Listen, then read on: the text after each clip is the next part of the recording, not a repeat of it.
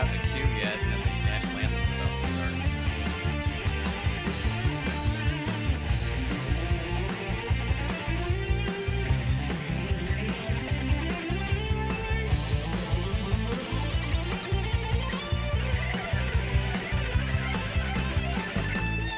Hey, we're going to start when the national anthem's over.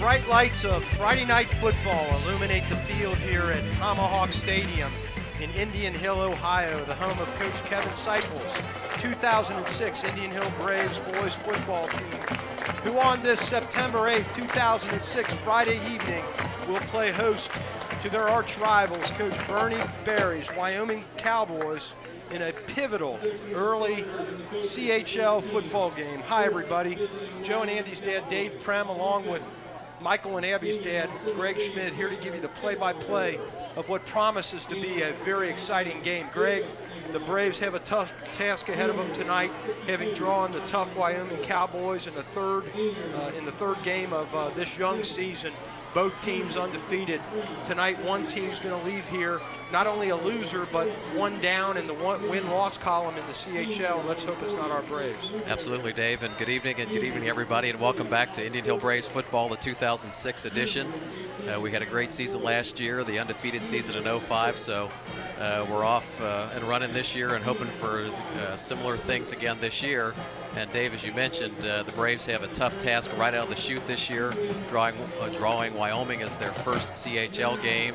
It's been a heated rivalry over the years. We noticed that in the last 11 meetings since 1995 through last year, those 11 meetings between Coach Kevin Seipel and Coach Berry for Wyoming, Wyoming has won 6 and Indian Hill has won 5 of those games. So they're always hot contests every year. Greg, the last 2 games have come out on the plus side for the Braves, due in large part to that fabulous offense from the team last year and the year before under the quarterbacking arm of Michael Schifferberg. It's a whole new year and a whole new ball game this year with a brand new offense. One returning starter from the fabulous 2005 team that went undefeated in the regular season and won the CHL. And they're going to be generaled tonight by a young quarterback, Bo Cordell, a sophomore.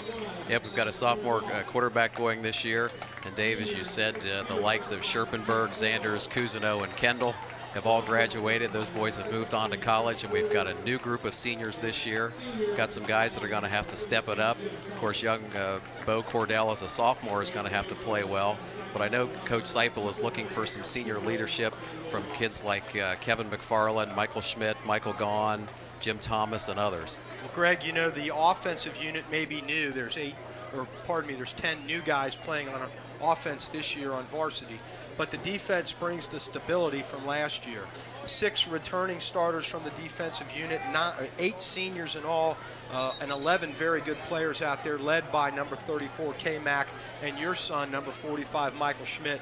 They're going to have to get it done tonight because in with Wyoming, they bring number 40, their big running back, who's been successful this year, number 2 in the league.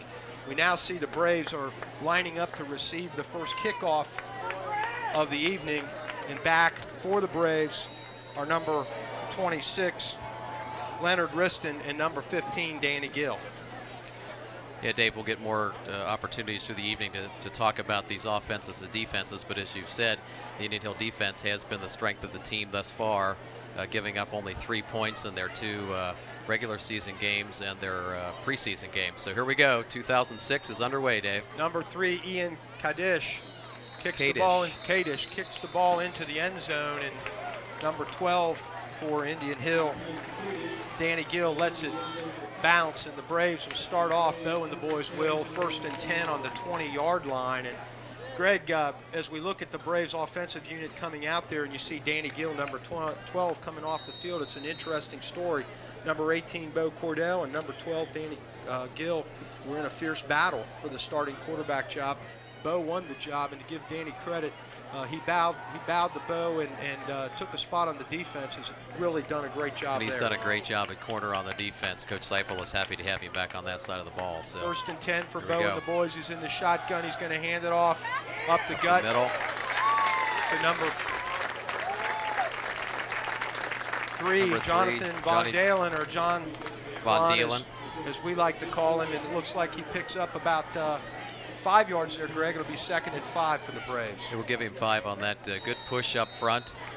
Some concern, I know, on the Indian Hill side with the size of the Wyoming front 3 or 4 on defense. So we're going to have to see if those Braves can keep moving them out like that all evening. Good way to start the game is number 39, Jonathan Whitehouse, goes in motion.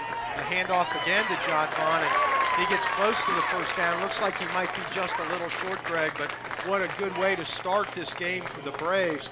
Kind of playing Wyoming football here as they run 2 power plays up the middle and do get that 1st down. Yeah, enough for the 1st down there. Good run, 2 good runs by John Von Dalen. Picked up 5 and about 5.5 there, so good start for the Braves. Pick up a 1st down on their first time with the ball. So here we go, 1st and 10 Braves. Number 9, Michael Schmidt, brings the play into Bo Cordell, and Michael Gahn and Nicky Kariakis and John Whitehouse are out in the flat. Whitehouse gets Bo Cordell's 1st pass, and it's caught for a short gain there, Greg, about 2.5 yards, but a pretty good play as Coach Seipel let Bo air his arm out a little bit against a pretty tough defense in Wyoming and let him get the feel for the throw. Yeah, nice throw by Bo. That's a tough throw out of that backfield. You have to lead that receiver, and we got a good angle at it, Dave. We could see how well he led Johnny Whitehouse. Good pair of hands. Johnny pulled it in, and he got a couple of yards, so that's all right. We'll go 2nd and 8 from here. Michael Gahn out. Joey Thomas in. We've got receivers split on both sides, and now number 39, Jonathan Whitehouse, goes in motion to the right. Bo back to pass. A little screen to John. Screen pass, and a nice play there. John Vaughn gets up over the 50-yard line.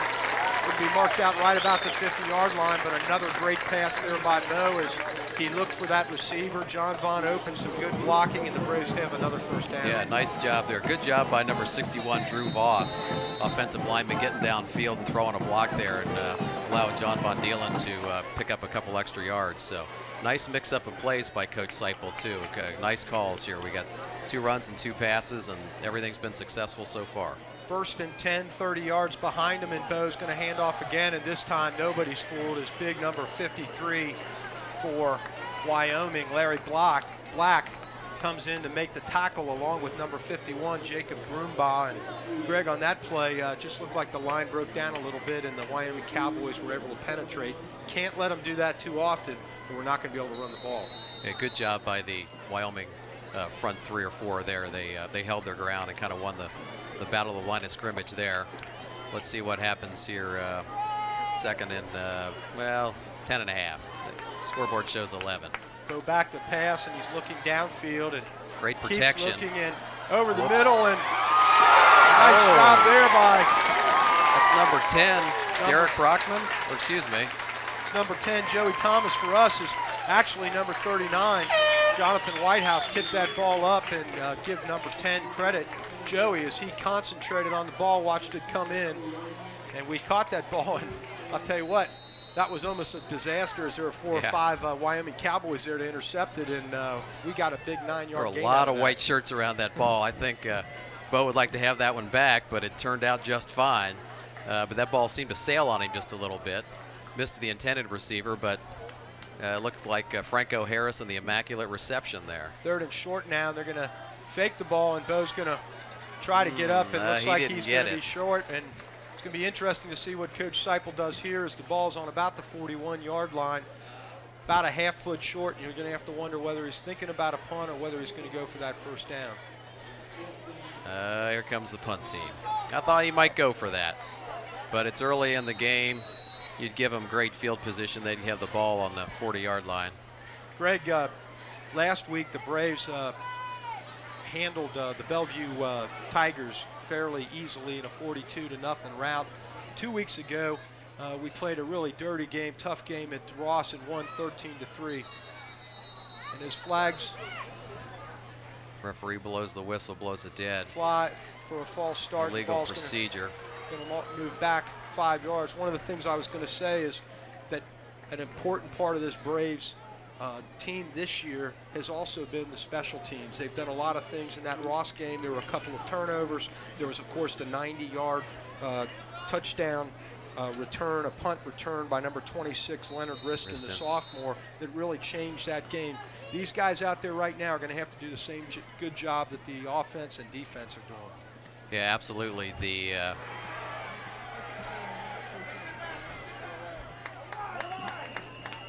And Kane Muir gets off a pretty good punt there.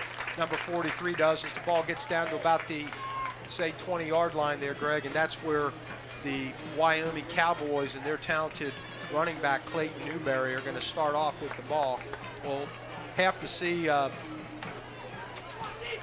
We'll expect to see a lot of Mr. Newberry this evening. He's been the featured offensive star and running back for Wyoming this year. Dave, as you mentioned at the beginning of the broadcast, he's ranked second in the city now with 422 total yards through the first 2 games. Their quarterback, of course, number they 5, start with a pass. Is back to throw right away, and ball batted at the line by one of those big defensive linemen for the Indian Hill Braves.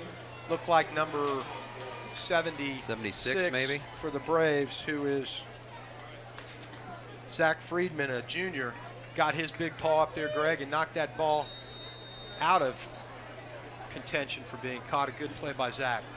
Yeah, good first series here on the defense. Let's go, guys. John Wirtz, the quarterback for Wyoming, now on 2nd and 10. Comes Mr. Newberry on. Nice play. Mr. Newberry looks like he might have met number 76, Mr. Friedman. And Mr. Friedman wins that battle as he tackles him in the backfield. A great job there, 3rd and 10 for the Cowboys. Great job of penetration by Zach. Yeah, he met Newberry just about as he had the ball, probably some 2 or 3 yards deep in the backfield. That's the kind of play we need to see all evening, Dave, and this defense is capable of doing it. You know, Greg, one of the things when we talked about the Indian Hill fantastic offense from last year, and we'll finish this right after this play, 3rd and 10, and whistles looks on like the play. Wyoming's going to call a timeout as they are a little bit timeout, confused Wyoming. here, Yeah, 3rd you're correct. and 11. One of the things that I was going to mention, the difference from last year to this year, of course, is our offense. A lot of young guys playing offense. We talked about our defense and how well our defense did.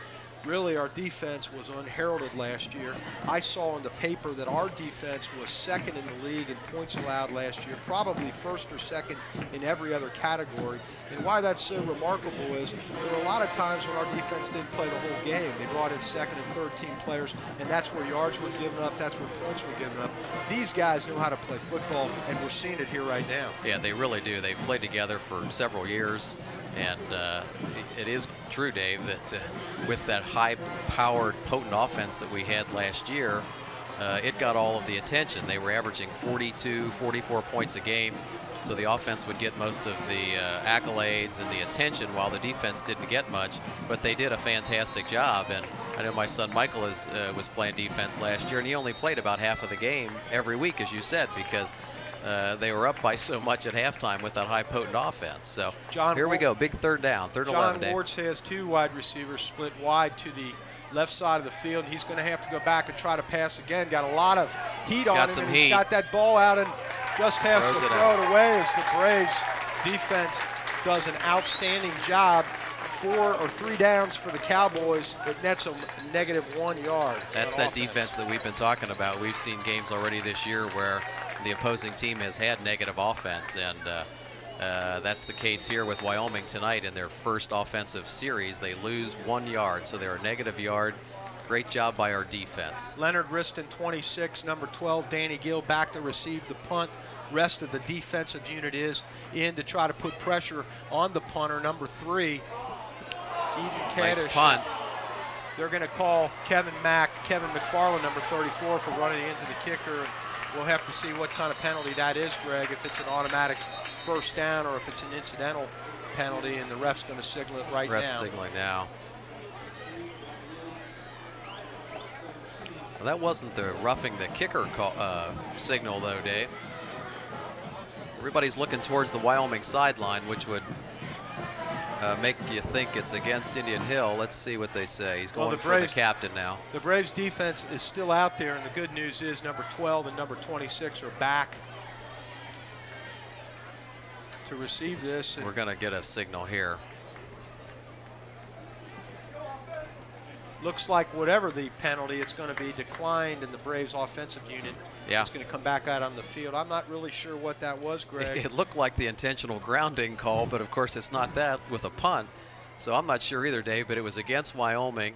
And it's being declined by Indian Hill, so it'll be 1st and 10 Braves. Kevin McFarland did have contact with the punter, but it looked like it was contact incidental to his attempts to try to block the punt. Perhaps it's one of those 5-yard variety unintentional running. That could be that cut block. Maybe they cut Kevin. That might be a cut block call. But in any event, here we go, 1st and 10. Inside handoff to John Von Dielen.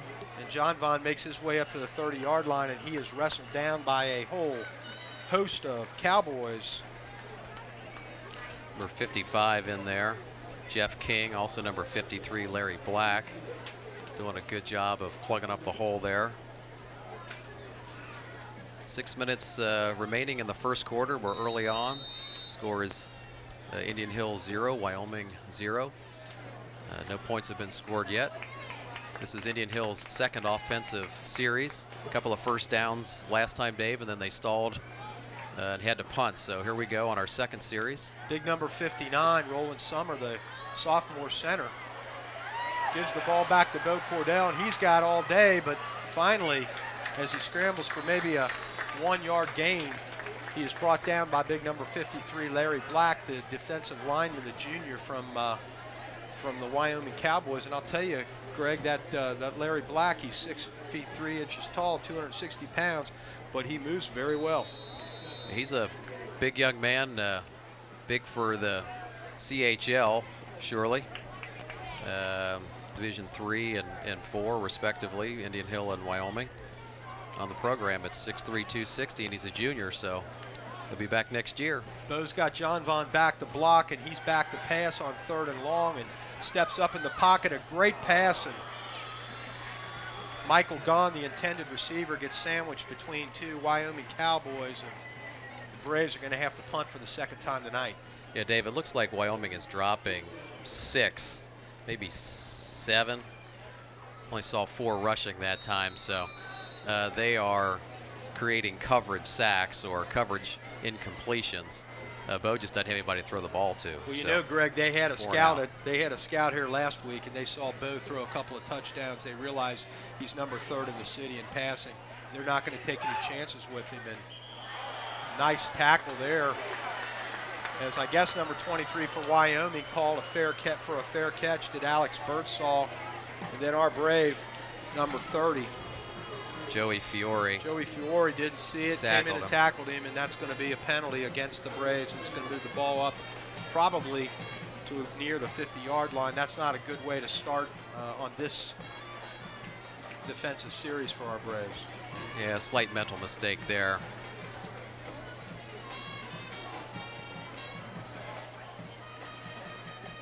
You know, to Joey's it's a credit, 10-yard penalty. I wasn't sure if that was a 15-yard penalty. Excuse me. And you know, to Joey's credit, he's busting his butt to get down there to make the tackle, but he's got to know he's got to keep his head up and watch that receiver. The closer he gets before the ball is caught, the more likely that guy's going to call for the fair catch. Throw that hand up. So time for the defense to stiffen up on the second series here. 1st and 10, and that away. Good Clayton stuff Newberry right up the middle. Tries to wiggle his way forward for a bunch of yards there, Greg, and really we've had his number so far tonight as he makes it up for about a 1-yard gain, make it a 2-yard gain as he gets a pretty favorable spot there. But Three Good Braves. job. Good job by those 3 Braves on the interior side of the line. Yeah, good job by number 55, Sammy Moore, 45, Michael Schmidt in there, also 76, Zach Friedman. And on that tackle again, Zach's having a great game so far. He's been in about every play on defense. John Wirtz, number 5, the quarterback, is going to pitch back to Newberry now. And now he's got some daylight, and Kramer Hendricks, number 17, probably saves a touchdown as Newberry really shows a burst of speed as he gets through the line. And what a great job he did, but what a great job Kramer Hendricks did to stop that play from being any worse. A good job by the left side of the Wyoming offensive line to seal off the Braves defense and allow Newberry to get outside. There was a fair amount of daylight out there, so Kramer had to come over and make that saving tackle. 1st and 10, Dave. 1st and 10 for John Wirtz, and he's going to hand off again, and this time nobody's fool is big number 57, Chase Daniels. Chase Daniels comes in and really puts a pasting on number 18, Cameron Boyd, and Cameron's still down on the ground. Hopefully just got the wind knocked out of him, but I'll tell you one thing that I would never want to do. I'd like to meet Chase Daniels in a lot of places, but not out on the football field. Not out here on the football field. He's a great player. He's done an outstanding job this year and last year both. Big part of the Braves' success last year. I saw number 76, Zach Friedman, getting in on the end of that play again. He's all over the place, Dave. So if he keeps having an evening like that, maybe Mr. Newberry will be held to only a few yards rushing. 3:37 to go in this first quarter of this exciting game. It's still scoreless, and Cameron Boyd gets a nice round of applause as he makes his way off the field under the supervision of the Cowboys trainer.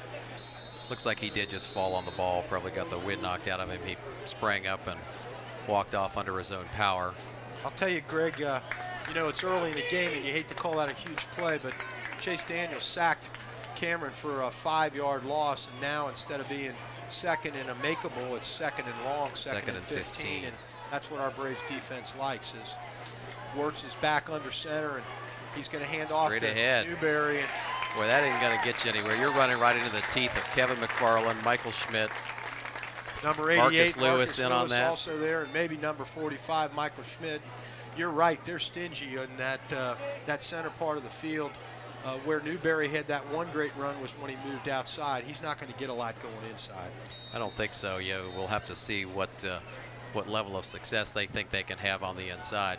So far, they haven't. Their only success has been to the outside. Well, Greg, with 2:40 in the first quarter, down on about the 33-yard line, you got to believe that this is going to be 2-down territory as Wirtz goes back to pass. He finds a man wide open there, number 6, Zach Mages, who gets a popping from number 5, Matt Keller, but not before he picks up close to first down yardage. Looks like he's going to get the first down. Spotting it right on the 20. And it looks like he's going to get the first down as the yardsticks are starting to move. And nice job there by Matt to contain him, but he was wide open, was number 6, Mages. And Braves defense are going to have to not allow the receivers to find holes in their zone. Yeah, he was a little soft on this side, so good pitch and catch there. Good reception by Wyoming, and they pick up their first down. Wirtz pitches to number 40. There's Newberry. K-Mac misses a tackle, but then a whole swarm of Indian Hill Braves drag him down. K-Mac did not miss the tackle with 17. Kramer Hendricks missed the tackle. K-Mac there on the tackle along with 88 Marcus Lewis and number 5 Matt Keller. The linebacking crew still doing a good job filling those holes. But one of the things, about 4 on the play, Dave. One of the things, maybe Greg, 5. One of the things, Greg, is they move that yardstick, that marker up just a little bit to make it a 5-yard gain, is we can't have Newberry penetrate into the linebacking core and get that much of a gain on one play. Here goes Wirtz, 2nd and 5, handoff Newberry. Oh, nice job. Oh, he's bouncing it out. And bounced and gets tackled over on the left side of the field by number 12, Danny Gill, and number 17, Kramer Hendricks. But once again, he got good yardage as he really is now starting to show the reason why he's 2nd in the league in rushing. He's got a 7.4-yard average, and he's shown in the last couple of times he's touched the rock. Yeah, good job of bouncing that one outside. Again, number 76, Zach Friedman, in the backfield on that play. Good penetration, but he just wasn't able to get a hold of Newberry and bring him down. So nice job by Newberry keeping his feet and breaking that outside. Just about picked up the first down for the Cowboys. Looks like they have about a half a yard for their first down. Also appears that Coach Berry is on the field having a discussion with the referee. Don't know what that's all about, but he's on the field, and the offense is about ready to go under center. The ref called for a time, his time, to explain something to Coach Berry, and the offensive unit, they're in the huddle calling the play, and then realized that they went up to the line of scrimmage, and then they came back realizing there was a timeout. I think we're now all on the same page, and we're looking at about a third and short on about the 10-yard line as Wirtz is under center. He's going to keep it. He goes up the middle and picks up, looks like they're going to give him about 4 or 5 yards, almost to the 5-yard line there, Greg. 6-yard line, call it. Pretty good gain for him, and now it's going to be 1st and goal. Our defense is going to have to get real stingy here and real tough. Yeah, that's the first time we've seen good penetration up the middle against the Braves defense, as the first quarter is just about to wind down. Braves need to stiffen up here. 1st and 10, or 1st and goal to go. Ball's on the 6-yard line. This will be the last play of the first quarter, and Wirtz is back. He pitches to Newberry, and Newberry cuts his way in. It's going to be down at about the 1-foot line is where the referee marks it. That's the end of the first quarter. Still a 0-0 game here as the teams are going to switch sides for the second quarter. Greg, with this break, I'd like to tell you that coverage of tonight's game on the Indian Hill Television Network is a presentation of the Indian Hill Television Network, which is also known as IHTN. IHTN provides the community with educational and school-focused programming through the facilities of the ICRC. We want to thank the ICRC for giving the Indian Hill Television Network the opportunity to broadcast, and also for giving a couple of dads like you and I, the opportunity to broadcast a pretty good football game. Yeah, absolutely. We appreciate Mr. Dupps inviting us back again this year, and Superintendent Knutson and Principal, here comes our stats, Principal Strebeck, to allow us to come back again this year. We enjoy bringing Braves football to you every Friday night. We're going to have all of the home games for the fans this year. And we're hoping to go on the road here and there if we can and get the truck fired up, but we'll surely have all the home games for everybody. And I should tell you that tonight's broadcast could be seen on the ICRC on channel 8 and channel 15 on Monday, September 11th at 4:30, Tuesday, September 12th, 5 o'clock p.m., Wednesday, September 13th, 4:30 p.m. Mark your calendars accordingly. Second down, probably less than a yard for the Cowboys. And Wirtz is going to keep the ball, and he's going to make his way. I don't see a signal. I don't see a signal. It does not look like he got in. The Braves held 3rd down. Might have even lost a little bit, Dave. The referee put his arm up. There's a fan on the other side that was signaling for the touchdown, but the refs know best, and a good job by the Braves, who have a pretty tough task here of trying to hold these guys one more time, but they've got to do it. Yeah, I wasn't able to see who made the tackle there for the Braves. They're a little far from the booth here. That might have came out of our interior, that's for sure. Number 5, Wirtz, has 2 backs in the backfield. He's going to try it again, and this time the referee signaled that he broke the plane and wasn't much to do, and the Cowboys are very ecstatic as they've done something that no other team has done in this 2006 season, and that's score a touchdown, first touchdown against the Indian Hill Braves defense. Dave, that's correct. That's first touchdown allowed by the Braves defense. This year we just got some stats from the first quarter. 37 rushing yards for Wyoming to 14 for Indian Hill. Ian Kaddish, we'll let Ian go ahead and attempt the point. And it's good. Instead of score at with 11:11 to go in the first half, is Wyoming Cowboys 7, Indian Hill Braves nothing. The kickoff team are kick return team for the Braves now, hoping to do something positive here, get some good field position for Bo and the boys, so maybe they can even this score, Greg. Let's see what we can do on our return. Continuing with the stats from the first quarter: first downs, Wyoming 3, Indian Hill 2. Rushing attempts about even. As I mentioned, the yardage is more than double for Wyoming, 37 to 14. Passing, Wyoming about the reverse of that. Wyoming had 13 yards passing. Indian Hill had 29. Bo Cordell would be 3 for 4. Mr. Wirtz for Wyoming, 1 for 3. Ian Kadish and his Wyoming Cowboys are ready to kick off from the 40-yard line. And awaiting the kick is number 12, Danny Gill, and number 26, Leonard Riston. And Danny Gill's going to take the ball at about the 5-yard line. He's going to come to the center of the field and gets his way up to the 25 Still on his feet. and the 20, and then turns and wiggles and gets another 5 out of it. And that shows you the kind of player Danny Gill is. Good He's job a tough by Danny. competitor, a very quick player. Had a knee injury last year, was out all season, has come back nicely this year. Yeah, tough young man, very good athlete. Had an unfortunate injury last year that kept him on the sidelines a lot, but he's really come back strong this year.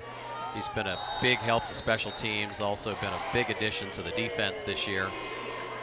Number 18, Bo Cordell, is looking at a 1st and 10 from the 25-yard line of the Braves. And he's back in the shotgun, and he's going to give it to John Vaughn, and John Vaughn picks up 6 big yards up the gut. A nice play there by John Von Dalen as he takes what the defense will give him. Good run there, Dave. Nice job by John Von Dalen taking it up the middle. Good north-south runner, as we've seen. And with 10:44 remaining in the second quarter, I want to remind you that our score is Wyoming 7, Indian Hill nothing.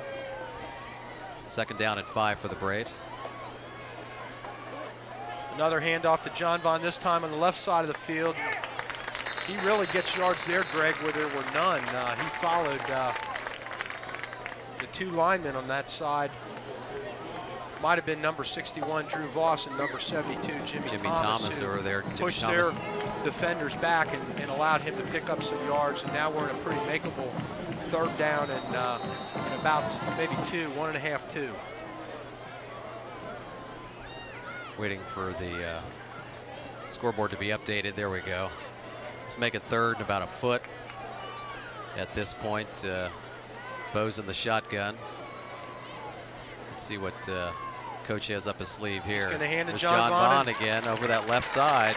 Does a great job there picking up that 1st down. Good job again by Drew Voss on that side. And Bolser out there on that side. Teddy Bolser, his father's Tom. Doing a good job picking up his man out on the wing. You can call him Tom, call him anything you want. Just don't call him late for dinner. That's right. 1st and 10 now for Bo Cordell and the Indian Hill Braves as they've moved up to about the 39-yard line. And he's going to hand off again to John Vaughn, a big hole. Nice hole up the middle. John Vaughn meets number 23, Alex Birdsall, but not until John Von Dalen was able to pick up a 1st down pretty much on his own. Big hole opened up by that offensive line of the Braves, but John Vaughn turned on the speed and has got the Braves on a march. Yeah, good call by Coach Seipel there. A little trickery. He had trips out here on the right side and spread the defense a bit and then went right up the gut with it to John Von Dalen. So nice call, a nice run by John. He's a great north-south runner. I like to watch him. He doesn't go left or right. He just takes it right at you. Number 26, Leonard Riston, the talented sophomore running back who's really come on the scene in a hurry here, is tripped up in the backfield as he was not able to get around the end on the right side of the field, and he's tackled for a pretty big loss there. It looks like about a 7-yard loss. It's going to be 2nd and 17.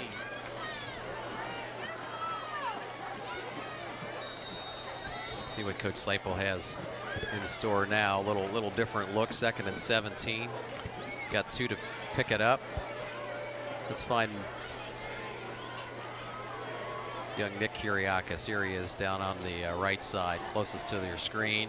John Whitehouse in motion, and Bo Cordell with an absolute beautiful, awesome play-action pass. And I'll tell you what, Greg, he faked me out as he gave that ball a fake to Jonathan Whitehouse. I'm not sure if we can get a replay on that.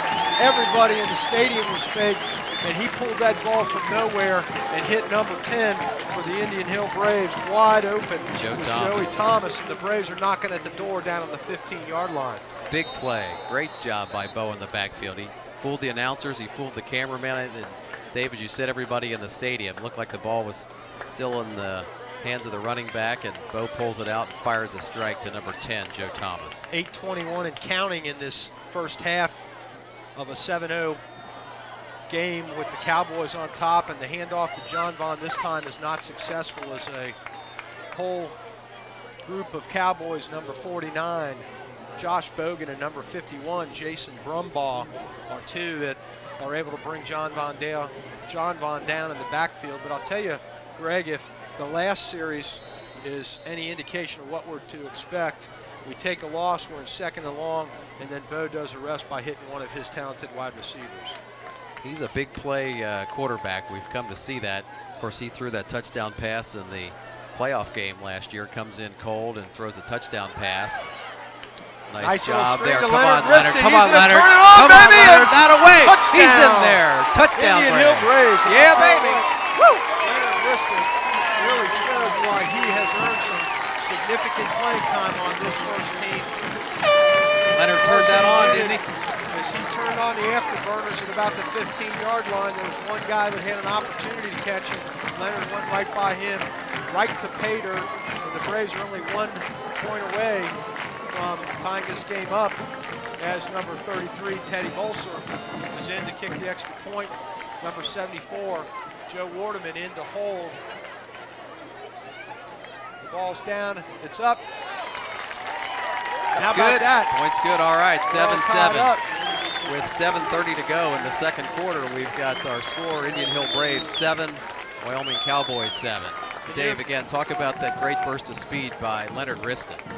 Well, you know, Greg, all in all, just a great offensive series for the Braves, capped off by that 15-yard touchdown pass reception from Leonard Riston. The Braves put on their speed and their power, showed that they're still a pretty good offensive unit. They might have a lot of new guys out there, but they marched 75 yards down the field to answer the Wyoming Cowboys touchdown, and that's just what we needed to get back in this game. Coach Seipel's got to be real happy and proud of his offense. Wyoming takes the ball down, scores the first offensive touchdown against the Braves yet this season, and the Braves come right back and answer with 7 big ones. And in fairly dramatic fashion as well. A couple of nice plays by Bo Cordell, a couple of nice throws, great burst of speed there by Leonard Riston to get it into the corner of the end zone. A lot of white shirts down there in that corner. I thought they were going to catch him. I don't know if you noticed that number 45 is kicking off. What's that all about? Does a pretty good job getting the ball down to the 20-yard line. And you know, Greg, earlier might have just won himself a job, Dave. You know, Greg, earlier this week, Coach Seipel shuffled up the kickoff team a little bit, removed some sophomores from the team, and put some seniors on the team. And one of those seniors was your son, Michael Schmidt. And looks like he did win himself a job there. He did a great job kicking that ball very, very deep. I'm sure if he kicks it like that all the time, Coach Seipel will have him out there all of the time. So good job by Michael. Proud of you, buddy.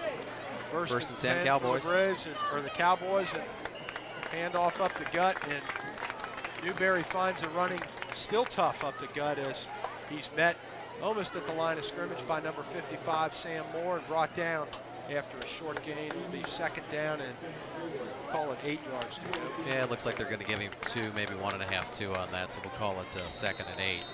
That's what we like to see, is that interior of our defense being real stingy with Mr. Newberry. So let's see what we get here on second and 8. 2 wideouts to the left of Mr. Newberry. Number 5 works, and Newberry gets through the line, and once he gets through the line, is able to turn on the speed, and he gets down to about the 33-yard line, 33.5-yard line. It's going to be third down and about, I'd say, 3-4 yards there, Greg. Braves are going to have to turn up the heat here to get a punt. Get Marcus Lewis in on the stop that time. Also number 17, Kramer Hendricks. Good saving tackle by Marcus and Kramer.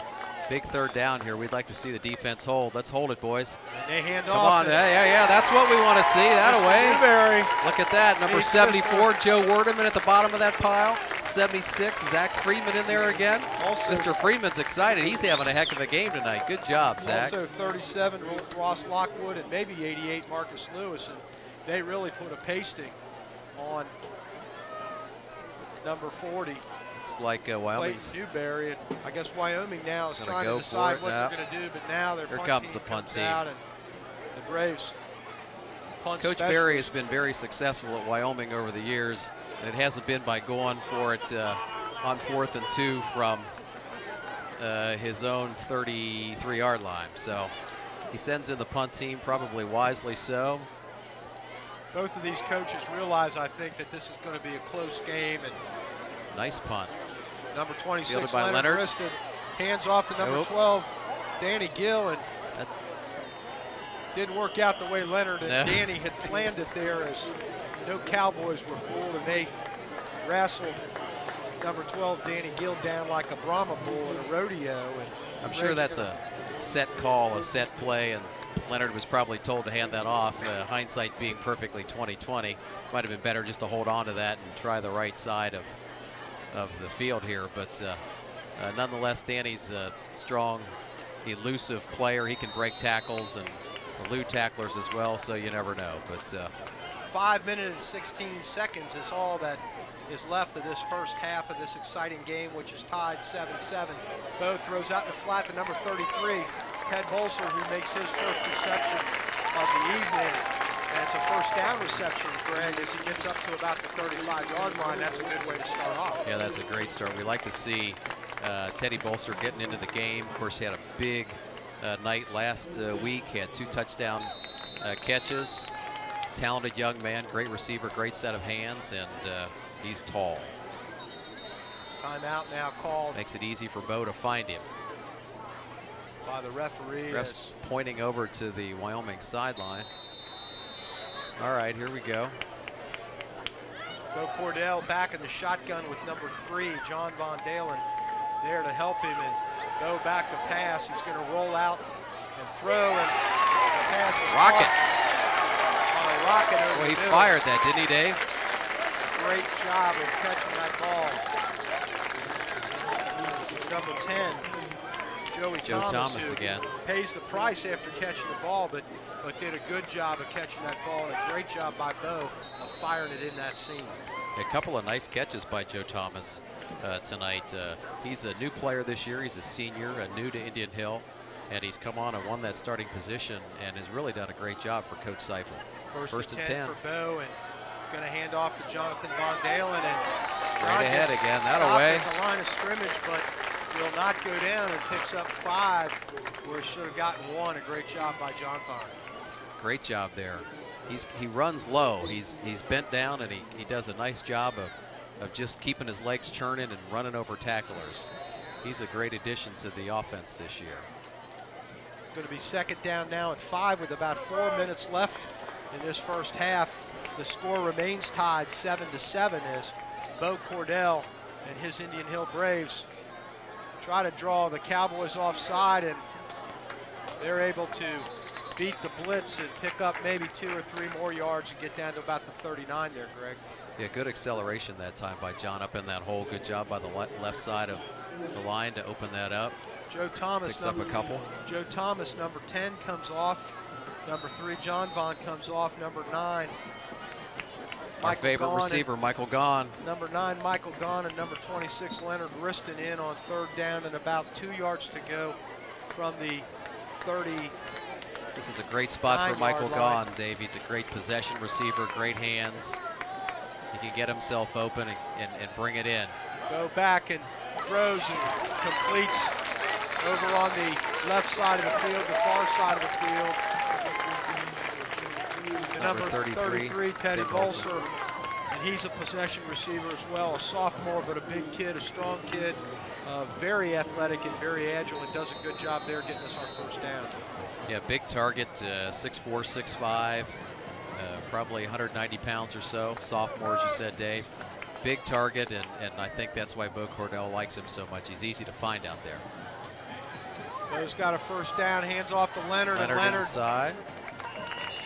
Wiggles his way up for about a 2-3 yard gain there. 2nd and 7, call it, with 2:38 remaining in the half. And now Greg, with only 2:38 remaining in the half, the clock will become the enemy of the Braves offensive unit, as they'd like to get one more score before we go into halftime. It would be great to put some points on the board here, run the clock down, leave very little time for the Cowboys to come back and attempt to score. So let's see what Coach Seipel and the Braves can do here. We got about a 2nd and 7, Dave. Go back, looking long, Ted out looking in the flat, long. and Ted is unable to bring that one in. His ball just a little overthrown by Bo. Good job by Ted to try to get it there.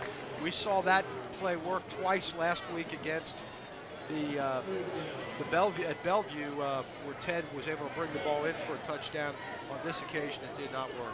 Yeah, good coverage by Wyoming that time. The defender kept himself between Teddy and the ball, and it just made it tough for Ted to get back and try and pull that one in. So 2 minutes and 3 seconds remaining in this first half, and Greg, we're having a little bit of difficulty, as this is our first game, with some of our technical equipment. We're not able, I don't think, to show you the scoreboard, and so we're going to try to give you the score and the clock as often as we think it's necessary. Pass out to Teddy. Teddy is going to pass to a wide open. Oh yeah, 10. You gotta love it. A little trickery by Coach Seipel. Thomas, and what a great job there. I'll tell you, as soon as the ball was passed over the flat, there was a flag on the play, Greg. As soon as the ball was passed over the flat, Joey was wide open and was able to catch it. We'll have to see what this call is. They're going to say Ted was across the line of scrimmage when he threw that ball. The ball was thrown to Ted. They're going to claim Ted was across the line of scrimmage. I didn't see that play, but that's a huge, huge penalty for the Braves. I think it's a loss of down, which will mean it'll be 3rd and very, very long. I didn't think he was over the line, though. That might be an illegal forward pass. We'll have to check on that later. Loss of down. Yeah, there's our loss of down. So it's 4th down. Punt team has to come on now, and what could have been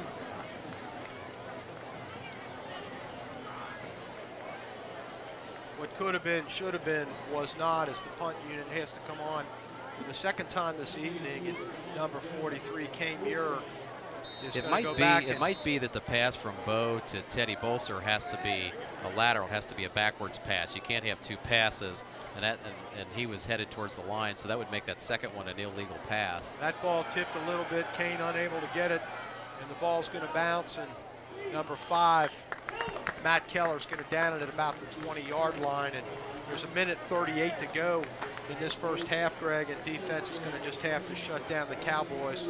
Go in at halftime, make some adjustments, come back in the second half and win the game. Yeah, Coach Seipel has a lot of confidence in his defense. Let's see what the boys can do here. 1:38. If they turn this over 3 and out, there might be a chance of us having a little time to take another shot at it. See if this defense can't give us a quick 3 and out here. Clock management is what it's about now, whether you're a Cowboy or a Brave, if you're trying to score. And number 5, John Wirtz, is going to try to give the ball to number 40, Newberry, and he is going to get outside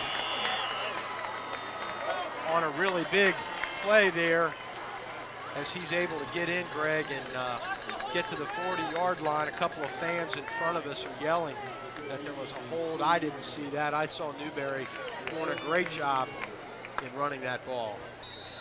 Yeah, he did a good job of bouncing that outside. I think that is his talent, is to bounce that ball outside, and he tight-roped that sideline. A couple of Braves had a chance to bring him down, but just couldn't quite catch up with him.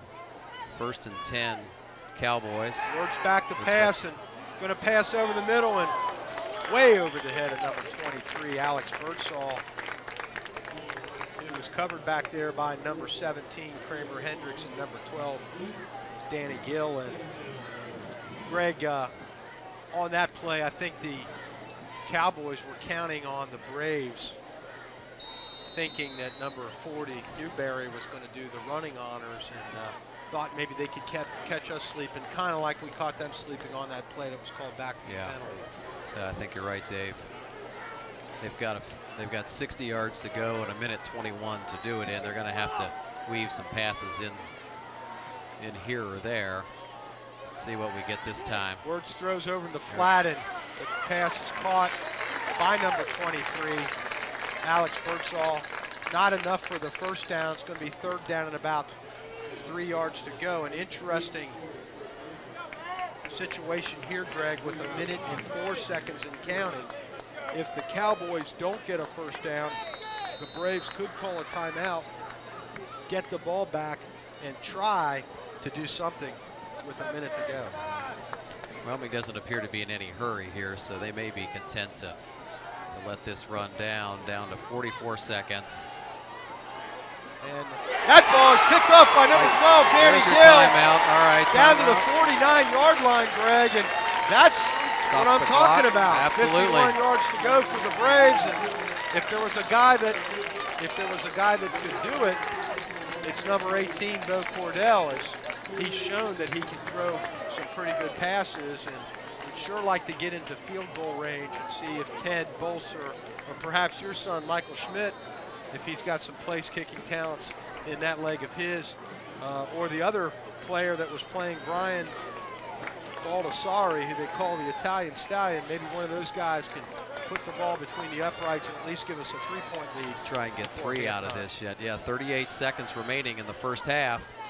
Bo is going to throw over into the flat there by number 4. He's going to get out of bounds. Good job, Nick. Good job. And Nick Kiriakis is able to not only catch the ball, Greg, but get out of bounds. That's important because there's still 29.9 seconds left in the first half. 29.9 seconds of playing time left. And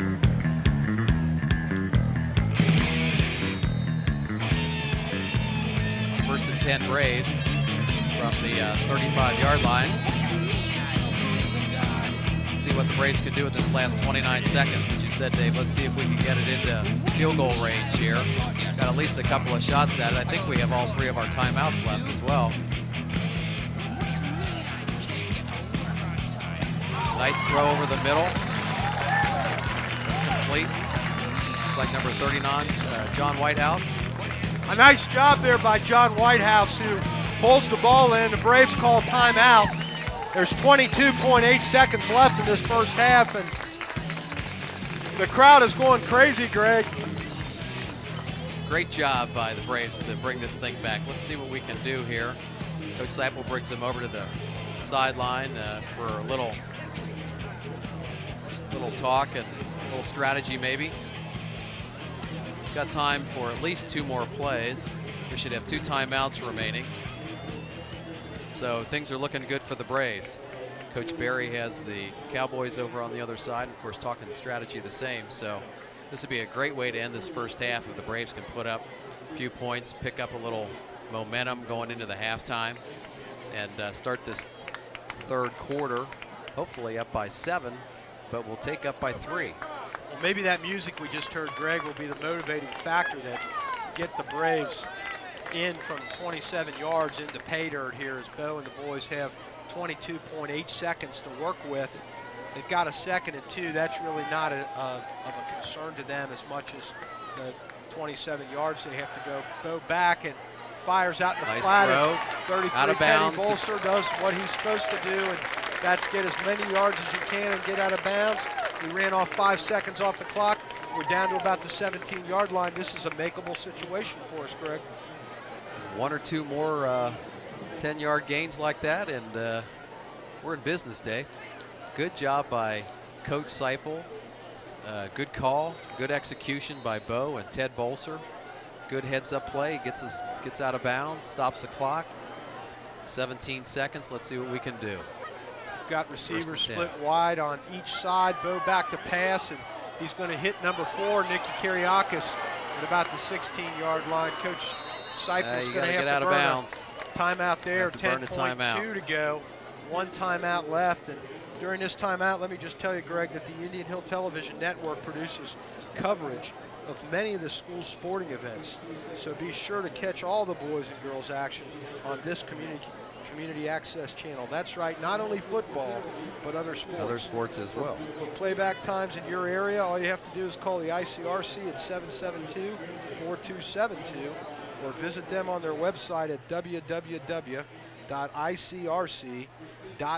And I'll also tell you that some of the moms want the Indian Hill Braves football fans to come out in full force to see a great soccer game Saturday at Shawnee Field. It's the Indian Hill boys Versus soccer Turpin. team versus Turpin. It's going to be a good one.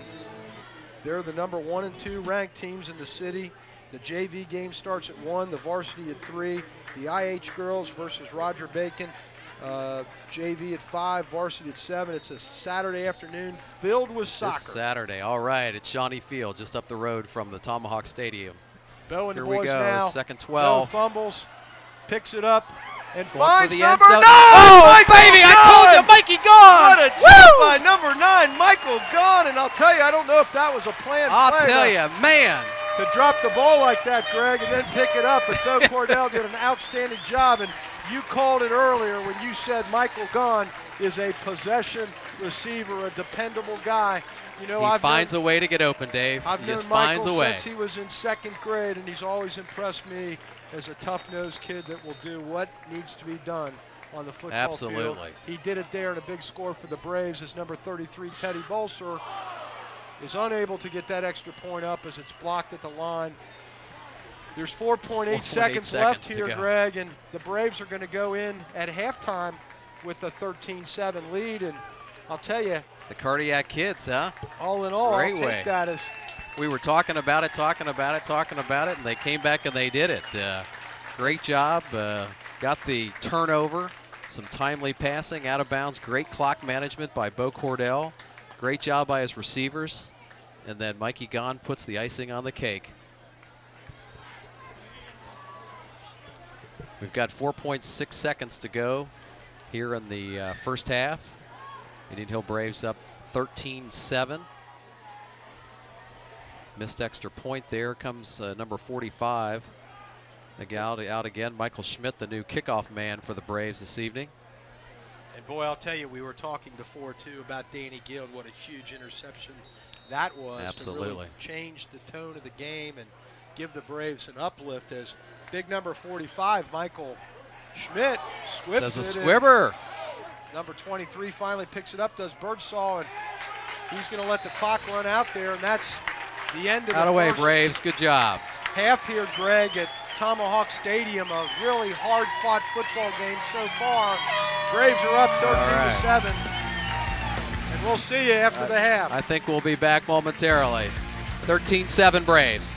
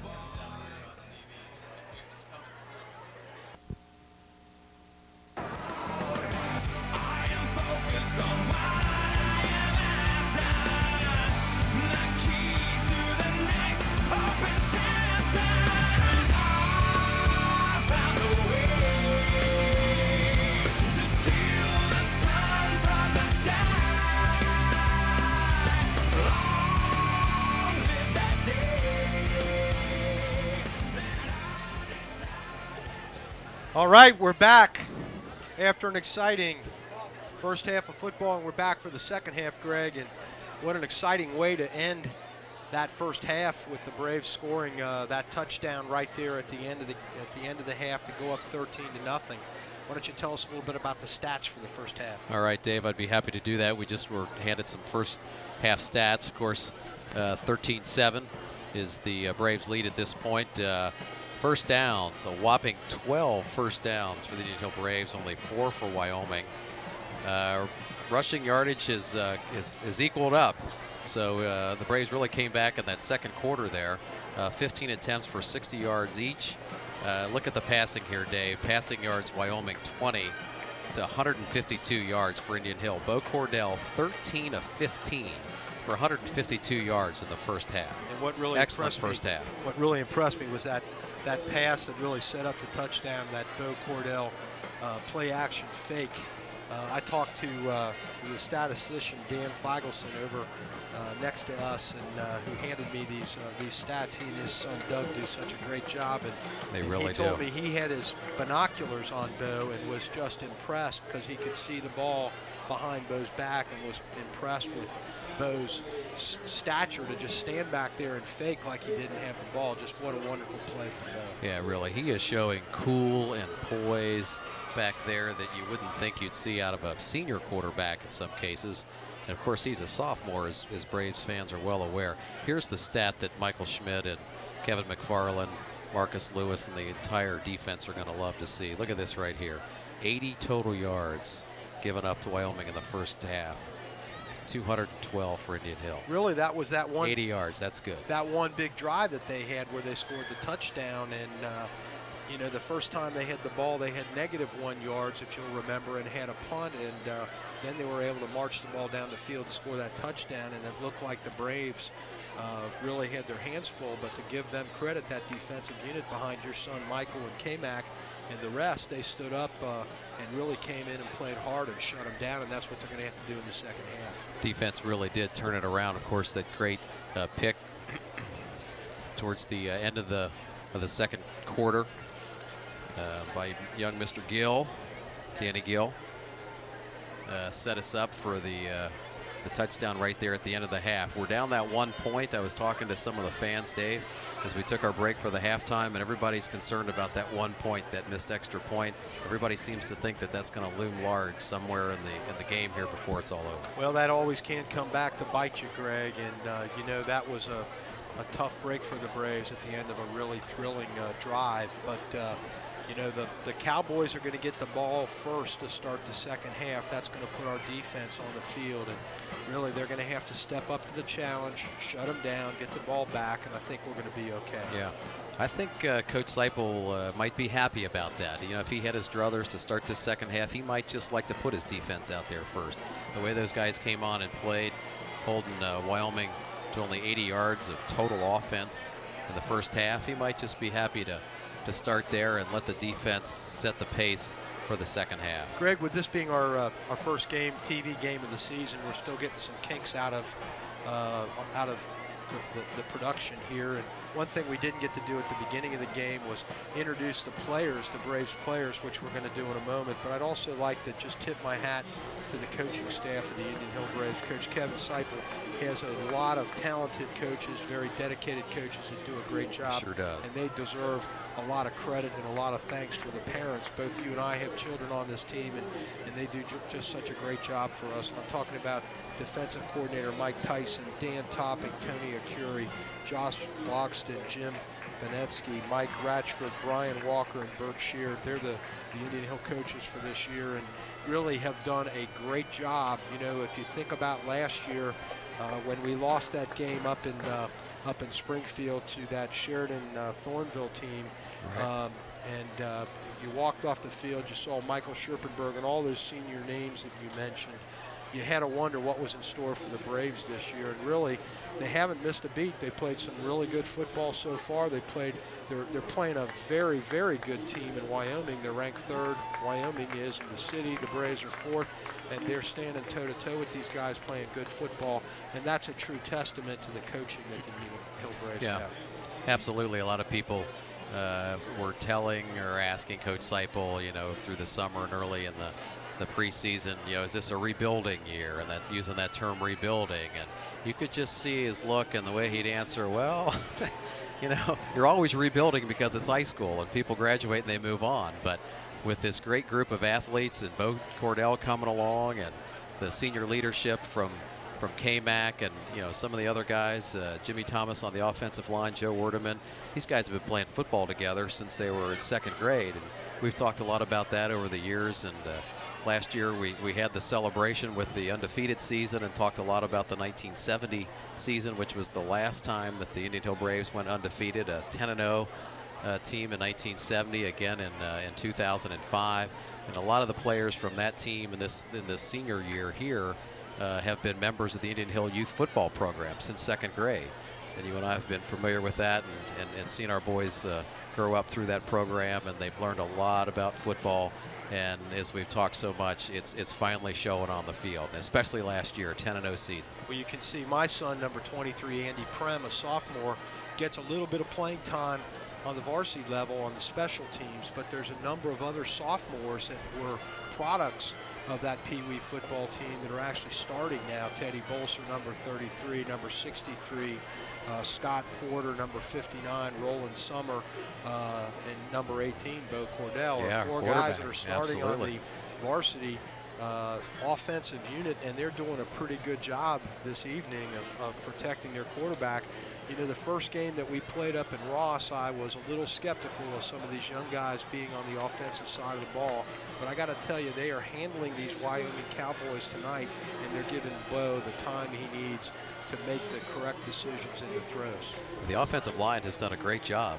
They're unheralded, as a lot of offensive lines are.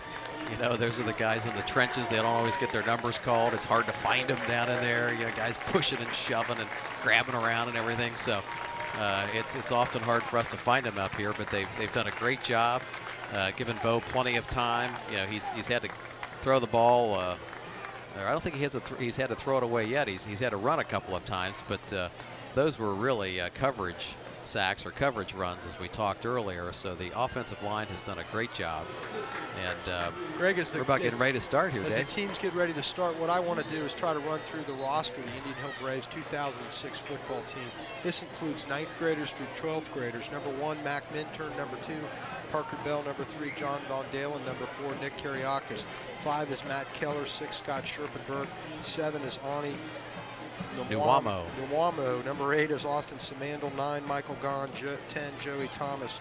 11, Sam Hendricks. 12, Danny Gill. 14, Wally Morris. 15, David Frazel. 16, Ben Hall. 17, Kramer Hendricks. 18, Bo Cordell. 19, Adam Bell. 20, Jared Wilkins. 21, Austin Bell. 22, Will Schreiner. Number 23, Andy Prem. 24, Jay Schrader. 25, Owen Willis. Number 26, Leonard Riston. Number 27, Colin Hill. 28, Bill Thomas.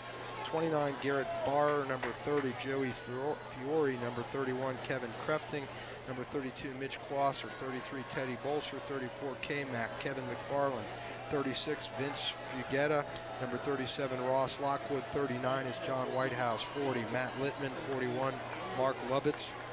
Number 42, A.J. Froelich. 43, Kane Muir. 44, Max Hendricks. That's half the team.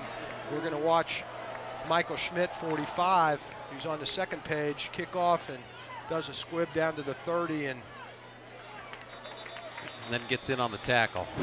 The return man for the Number Wyoming 25. Cowboys. It looked like number 13, James Edwards, takes the kick from Michael Schmidt and then meets Michael Schmidt head on as Mike makes the tackle there on about the 37-yard line. Braves defensive unit now coming back out on the field, and Greg, a really good statement for these Wyoming Cowboys by the Braves would be to shut them down here and make them punt. Yeah, let's shut this down right now. Let's see a 3 and out. Hand up the middle to number 40, Newberry. Surprise, runs into K-Mac. And actually that was number 19 rather, number 18, Cameron Boyd, who runs into K-Mac, and Cameron picks up maybe 3 yards as it's going to be 2nd and 8 as they give him 2. Yeah, let's be stingy and give him 2 there, Dave. So trying that up the gut again, which has only been marginally successful for Wyoming thus far. Zach Mages, number 6, is split out wide to the left and moves back now as number 43.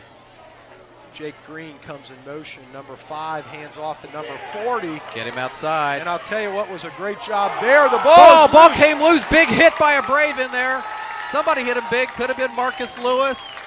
Who do I see at the bottom of that pile? Kramer Hendricks in there. 45, Mikey Schmidt coming up with the ball. There he is. And I'll tell you a great play that was started by number 74, Joe Wardeman. Joe put his arm out and made Newberry stretch out a little bit. That gave the rest of the defense the time to catch up to the ball. And then as Newberry was trying to get inside, he just started to get hit in a succession of hits. Came out. Boom, boom, boom. His arm came out, ball comes out. 45, Michael Schmidt gets the ball, and Bo and the boys have the ball now on the 37-yard line, knocking at the door, 1st and 10. Bo back, and he's going to run. Now he's going to throw, and a wide open. Oh, yes. Number 9, Michael Gahn. Michael Gahn, there's our does a favorite possession receiver again, Dave. Great job as he picks up a lot of yards down to the 20-yard line, and a great pass by Bo, and what a wonderful job by Michael Gahn. Boy, those two hooking up again. I'll tell you, they're starting right where they left off at the end of the second quarter. You know, here's first half. We love to see it. Bo and the boys now 1st and 10 on the 21-yard line of the Wyoming Cowboys. We started this third quarter of this game, 10:40 and counting to go on the clock. Braves up 13-7, and the handoff is to John Vaughn up the gut, and John Vaughn picks up perhaps 4 yards, maybe 5 yards there, Greg.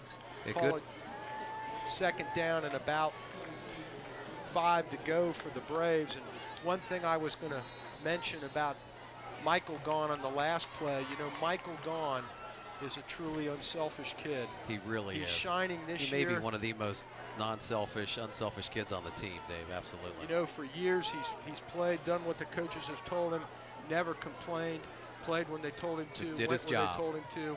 And you can see why he's a valuable member of the team as Bo flips to number 39. There's Johnny Whitehouse. Hold on to that ball, John, that away. And John Whitehouse does a great job of getting down to about the 5-yard line there, Greg. Nice call, nice play. Great play and a great fake by John Vaughn and also by Bo to John Vaughn. Caused the middle linebacker and the linebacker on the right side to kind of concentrate on the center.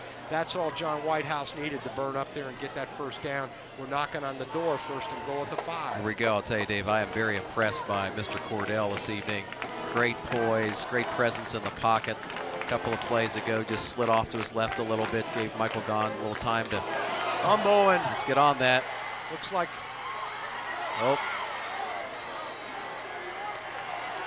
ball's down. Number 17, John Monick. That's Wyoming ball, though. Ball's down at the was able to fall on the ball, 14-yard line. They're going to mark it at the 14-yard line there, Greg, as I guess the first series of linebackers came in and got the ball. That was a bad snap to Bo, and didn't look like he really had the ball to his credit. Yeah, he never really had much of a chance with that one. He's got the defense bearing down on him, and he's trying to find it, and that's a tough thing to do. So, that's our first turnover. That's our first, at least serious mistake of the evening. So, time to put the defense out on the field, stiffen up, 3 and out, put the offense back out there. 1st and 10 for John Wirtz, the quarterback from Wyoming, and his talented Wyoming offensive unit, who hope to do something positive on this series as the referees delay the snap just a bit. And now Wirtz under center, and he's going to be back. He's going to try to throw, and he's got a man that is unable to catch that ball. Good coverage there by Danny Gill, and I'll tell you, I will give Wirtz some credit. He threw the ball to where only his intended receiver, number 6, Zach Mages, could catch it. Zach couldn't make the catch. He was out of bounds, but a pretty nice pass, but moreover, some pretty good defense by our Braves. Yeah, good job there. Zach was trying to do a little reffing on the side there. Looked like he was calling for a penalty. There wasn't any penalty on that. That was just good coverage by the Braves, and he was also out of bounds, so isn't going to matter anyway. 2nd and 10. And Cowboys it's a handoff pitch to back. the right to number 40, who meets Kramer Marcus Hendricks. Lewis. Kramer Hendricks. Marcus Lewis. And 34, there? K-Mac. K-Mac. They come in Good and shut him stick down. by the Braves defense there, Dave. Number 40, Newberry, looked like he might be able to break that for a big gain, and then those 3 Braves come over and seal the deal and bring him down after a short gain there, and it's going to be 3rd and about 5 now, Greg. They have great job of gang tackling there. Hit him high, hit him medium, and hit him low. Here we go now, 3rd and 5 as number 23 goes in motion, and guess who? number 40. Force him out, force him out. Oh, that away. Chase Daniels, big hit. Michael Schmidt, 45 in there. Who else is in the bottom of that pile? Lots of Braves. I think number 34. Was that 12? Danny Gill in there, 74 74. as well, and or number 74 rather, Joe Wardeman. Joe What a Wardeman. great job there, and that puts the Wyoming Cowboys in a pretty tough position now as number 3. They're Ian hitting people, Kadish. Dave.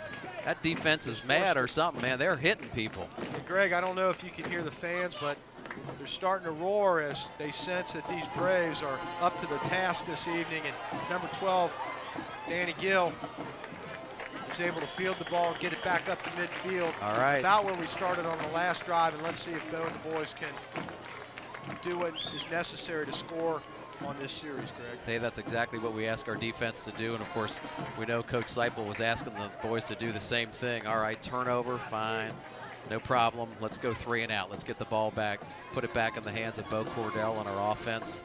Let's go the other way, and that's exactly what the defense did. So these guys are stiffening it up. I think Wyoming's going to have negative yardage again at the rate we're going. Bo Cordell now, number 18, the quarterback for the Indian Hill Braves, is looking at a 1st and 10 on about the 50-yard line in this 3rd quarter, and he's going to pass over the middle. Michael Vaughn is going to get the pass interference. Is that there offensive or defensive pass interference? It's going to be offensive or defensive pass interference as Mike was going for the ball and he was getting pushed by the defender. And here comes the signal. it's going to be 10 big ones there, or 15 big ones there, Greg, and move that ball down to automatic about first down. 35-yard line. And Bo would rather have that 15-yard completion, but all in all, I think he'll take that. Yeah, we'll definitely take that. 1st and 10 Braves from the Wyoming 35-yard line. Bo brings the boys up with 7:57 to go in the 3rd quarter. 13-7, Braves are up. 39, John Whitehouse in Nice motion. fake inside. There's some pressure, and Bo's going to go down and get sacked there on about the 37-yard line, Greg, as the pocket broke down right away. Bo tried to get out, and one thing, Bo is not the speediest guy, and did the right thing by going down, protecting the ball, making sure there wasn't another turnover. Yeah, a lot of white shirts around him that time, too. Good job by number 51, Jacob Brumbaugh for the Cowboys. Inside linebacker. Good job of trailing that play and causing a little havoc in the backfield for the Braves. So. 2nd and 13 for Bo and the Indian Hill Braves, as Bo's got number 26, Leonard Riston, in the backfield with him. Leonard's going to go out for the little screen pass, which is knocked down by big number 53, Larry Black, whose number we've called many times tonight, as Black is able to penetrate past the line and caused Bo to throw it a little sooner than he wanted to. Right? Yeah, I think they were letting him in since it's a screen play and enticing him to charge, but of course didn't want him to get his big hands up there and knock the pass down. So good job of defense by Larry Black to knock that down. Leonard was open out in the flat, looked like he had some room to run too. All right, Greg, 3rd and 13 now. Big play for Bo and the boys as they hope to continue this drive toward another touchdown, and he's going to be back in the shotgun again, and he's looking to pass. He steps up and going to get sacked again, and this time back on about the 50-yard line, and that means the punt unit's going to have to come back out and play again, Greg. Yep, number 88, Jordan Bright, makes the play for the Cowboys there. A 6'6" junior defensive end. Greg, this game is a game of momentum, and the one thing the Braves do not want the Cowboys to do, we kind of took the wind out of their sail at the end of the 1st half, and then at the beginning of this half by making them punt. We don't want to give them any thought, as Kane Muir does a great job of putting a great punt back there. And That away, nice good job on that side by number 62. Stephen Kroll, and number 6, Scott Scherpenberg, Mike Scherpenberg's brother, who plays on special teams and does a great job on defense for the Braves. And now the Braves are defense are going to have to try to take the wind out of the Cowboys sail one more time, Greg. It's that tight set, that traditional set that Wyoming has been running all night. Pass out in the Back to flat. pass, just overthrows number 23. That's Alex Birdsall. Hey, Greg, they've tried that pass a couple times tonight, been successful a couple times by stretching out the defense.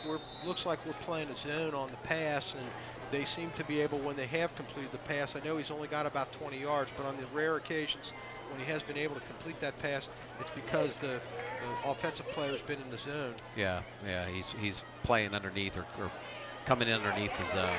Second down and long, and number Kevin 40. McFarland in there, who's on the bottom of that Newberry pile. Gets smoked by Kevin Getting up McFarland. there. 76, there's number Zach 6, Friedman again, Dave. Zach Friedman. I bet he's had 8-9 tackles already this evening. He's really stepped up. You know, he came in to substitute for Steve Forbes, who's out injured, and I got to tell you, he's done an outstanding job on that line. He's done a fantastic job. He's had a great night tonight. That's for sure. Zach's junior, listed on the program at 6 feet, 240 pounds.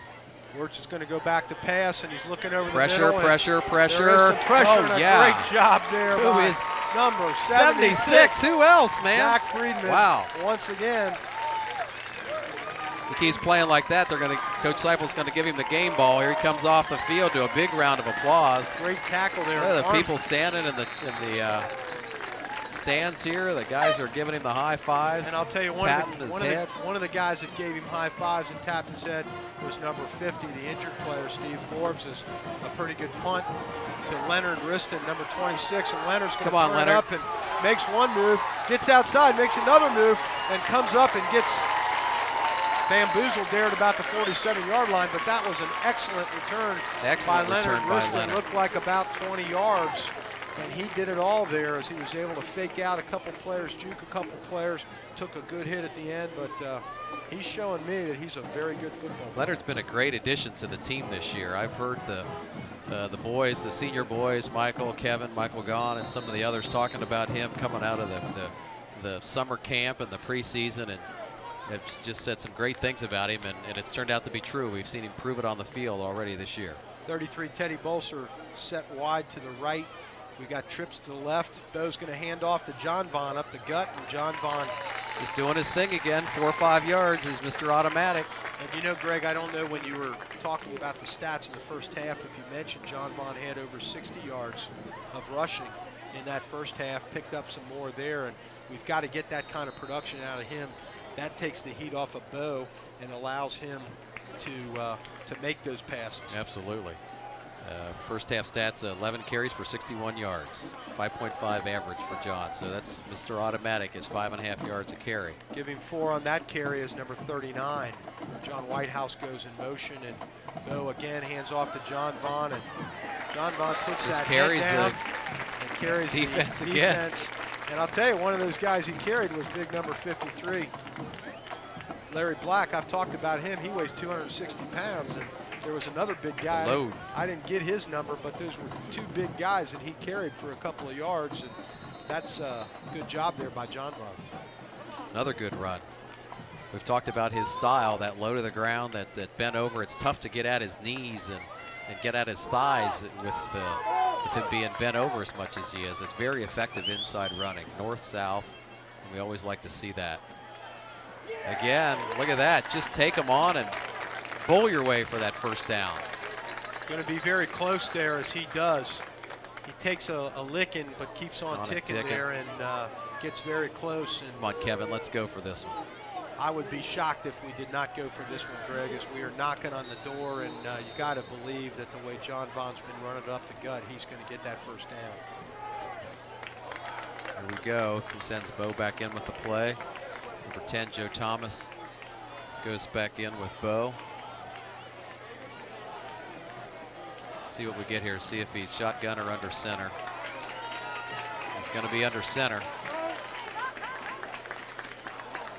Okay, line, here's your chance. O-line, let's blow him off. And you know, Greg, the other thing they might be doing, trying to draw him off. Well, Let's see what Coach Seipel has in mind. We got 2:47 to go in the third quarter, Dave. Braves continue to own their 13-7 lead. It looks like the punt team's coming on. Well, you know the way the defense has been playing. We don't have the third quarter stats yet. A very quick moving quarter this third quarter has been. But I'll tell you, the Braves have really owned the Cowboys on the defense. Really shut them down. And Coach Seipel, you have to believe, is going to trust that defense when in doubt. Sure, let's play field position at this point. A lot of game left to go, so let's play field position. Kane get off a good punt here. Let's put them down maybe inside their 20 and make Wyoming earn it and let our defense go back to work. Kane Muir, number 43, a sophomore as well, a product of that Indian Hill Pee Wee football program. Gets off an nice outstanding turn. Punt, and there's a block in the back. You would got it. And ball goes into the end zone, and I'll tell you, I don't know if it's going to be inside the 20. It's going to be on the 20 probably. Sorry, right. Dave. Well, I was talking about there was a block in the back to number 6, Scherpenberg, and not called, and that would have been a huge penalty against them, Greg. And as it stands, they'll get the ball on the 20-yard line, and we'll turn it over to our defensive unit once again and see if they can shut these Cowboys down. Yeah, absolutely. We'll put our defense out on the field and let them do their thing. Hey, Greg, while we have a moment, I wanted to tell you that the producer of tonight's game is Paul Cassidy. The director on the Indian Hill Television Network is Calvin August. Our coordinating producer is Denny Dupps. All IHTN games are produced in association with the ICRC, 1st and 10, and handoff up the gut. And there's Marcus Lewis on the pile. They meet with the Michael same. Schmidt, 45 on the bottom. They meet with the Kevin same McFarland. result every time they try that Yeah. play. Let's hope they keep trying that play. Yeah, just keep trying that one all night, Coach Barry. We'll go you one on that one. Second down and about 7 as number 40, Newberry, does pick up 3 yards there. And you know, Greg, you can see that he is a very talented running back. Talented young man. He especially does well breaking it to the outside. Surprised we haven't seen more of that. There's Wirtz a back pass. to pass. Number 6 is not able to catch up with that ball. I'll tell you what, he had his man beat over there on the right side, and Wirtz was not able to get the ball to him as he threw it just outside his outstretched arms. And a good job by our defense. I think a lot nice of that was pressure. due to the pressure that was caused by the front line. Yeah, number 74, Joe Werdeman hit quarterback Wirtz just about as he threw the ball. So good job by Joe, good penetration. I saw Ross Lockwood and the rest of the guys putting good pressure on the quarterback as well. Big third down play now. Let's Third look for and Zach 7. Friedman. This is Zach Friedman time. As Wirtz is back to pass, and number 88, Marcus Lewis, puts some pressure on the receiver and was not able to bring the ball in. It was number 6, Zach Mages, and the defense does it again as they're able to shut the Cowboys down once again. And number 12 and 26 for the Braves. Good pressure there. Good job by Marcus Lewis getting in on the corner and forcing Wirtz to have to throw on the run. Couldn't get his feet set. And it was just a little off with his pass. 12, Danny Gill, and 26, Leonard Riston, down again, and that punt almost blocked. Well, Leonard, we don't want to. Yeah, that away. Good job. Number Great 17. punt, but I thought he was going to try and field that for a minute. Number 17, Kramer Hendricks, almost blocked that punt, Greg. Did a great job of getting in there and really put the pressure on. And you got to tip your hat to Ian Kadish. I hope I'm saying his name correctly. Yeah, Ian Kadish did a great job of concentrating and getting off a good punt. And Leonard did the right thing as well. That ball bounced. He couldn't get to it. Looked like he might try to get to it, make a sophomore mistake. But to his credit, he realized he needed to let it go. He's such a great runner, and he wants the ball. I mean, he's just a great young runner, and he wants the ball, and you can see that right there. He wanted to pick it up and take off, but thought better of it. So good job. Yeah. Here we go, 1st and 10. Go out in the flat, 39, John Whitehouse. John Whitehouse breaks a couple tackles. Is able to get up to the 29-yard line on a pretty good pitch and catch there. Picks up about 7 yards, Greg, for a second and 7. And now John is injured on the play. Doesn't look too serious. Looks like it might be a cramp, and you can see the trainer out there right now with him. Her name is Terry, and I've got to tell you, the Braves tell me that the Indian Hill Braves tell me she does an outstanding job. Yeah, Terry really does. She takes care of all the Braves athletes and in all of the different sports, boys and girls. She's been with the school, I think, for about 11 years now. You can see that the attendants too, John Whitehouse, are giving him some water, and that's a sign of some cramps. It is a dehydration. It is a pretty warm evening. Guys got to drink water. The game has been moving along at a pretty quick pace, Greg. A minute 20 to go. The score is 13-7. Still, the Braves have the lead, and when John gets up, you know he's going to get a big round of applause from this huge crowd. I got to tell you, Greg, I can't remember seeing a bigger crowd here than we're seeing tonight, because if you look at the end of the stadium, down there in the end zone, there's a ton of people down there, and it looks like the stands here are jam-packed. The stands are packed. There's no place left to sit, that's for sure. Third down, or second down now, and 2, as Whitehouse gets 8 yards on that catch, and Bo Cordell now back in the shotgun. Leonard Riston is going inside handoff to John Von Dielen. John Von does a great job again, going up the gut, getting the first down, Greg. Great job, nice call there. Little fake on that inside, or on that sweep handoff, and then the inside handoff to John Von Dielen. Catches Wyoming a little bit by surprise. Picks up 5 or 6. Again, you know, his typical 5 or 6, and a Braves first down. And I'll tell you, it sure would be nice to have a Braves touchdown and go up by 2 scores against this Wyoming team, as the clock is ticking, 46 and counting here in the third quarter. Number 26, Leonard Riston, goes in motion. And Bo's going to take the snap. He's back to pass. He looks, fires out to number 4, Nicky Kiriakis, who does a good job of hauling that ball in. Not a huge gain there, but nice to see Nick get into the mixes. We've not called his name that much tonight. Another good possession receiver. Good hands. Quick young man. Usually does well with the run after catch. At that time, I think he might have just been a little too close to the sideline, that the defender was able to use that against him. But you get Nick in the open field, and he's tough to bring down. And I'll tell you, he's one of those guys, when you're looking to the future, next year and beyond, he's only a junior. He's one of those guys that's going to be back. Yep, there's the end of the third quarter.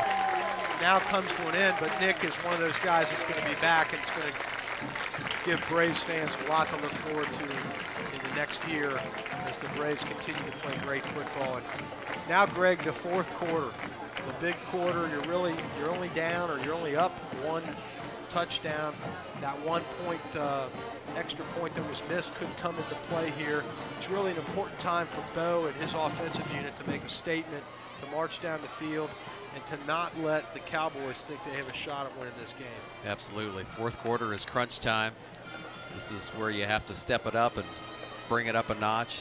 This is where conditioning pays off, and where oftentimes you can tell which is the better conditioned team. It's a warm evening. You've been going at it hard all night. Of course, a long week of school for these young people and these athletes. They go to school all day, practice and homework, and this big game on Friday night. And this had to be a big week for them, an exciting week, because these are the 2 perennial powerhouses of the CHL, and they knew that this was a big game, and they were chomping at the bit to be able to play this game. Absolutely. 2nd and 8. 2nd and 8, and Leonard Riston goes Leonard around this. Right, and look at Leonard. Uh-oh, ball's out though. Back.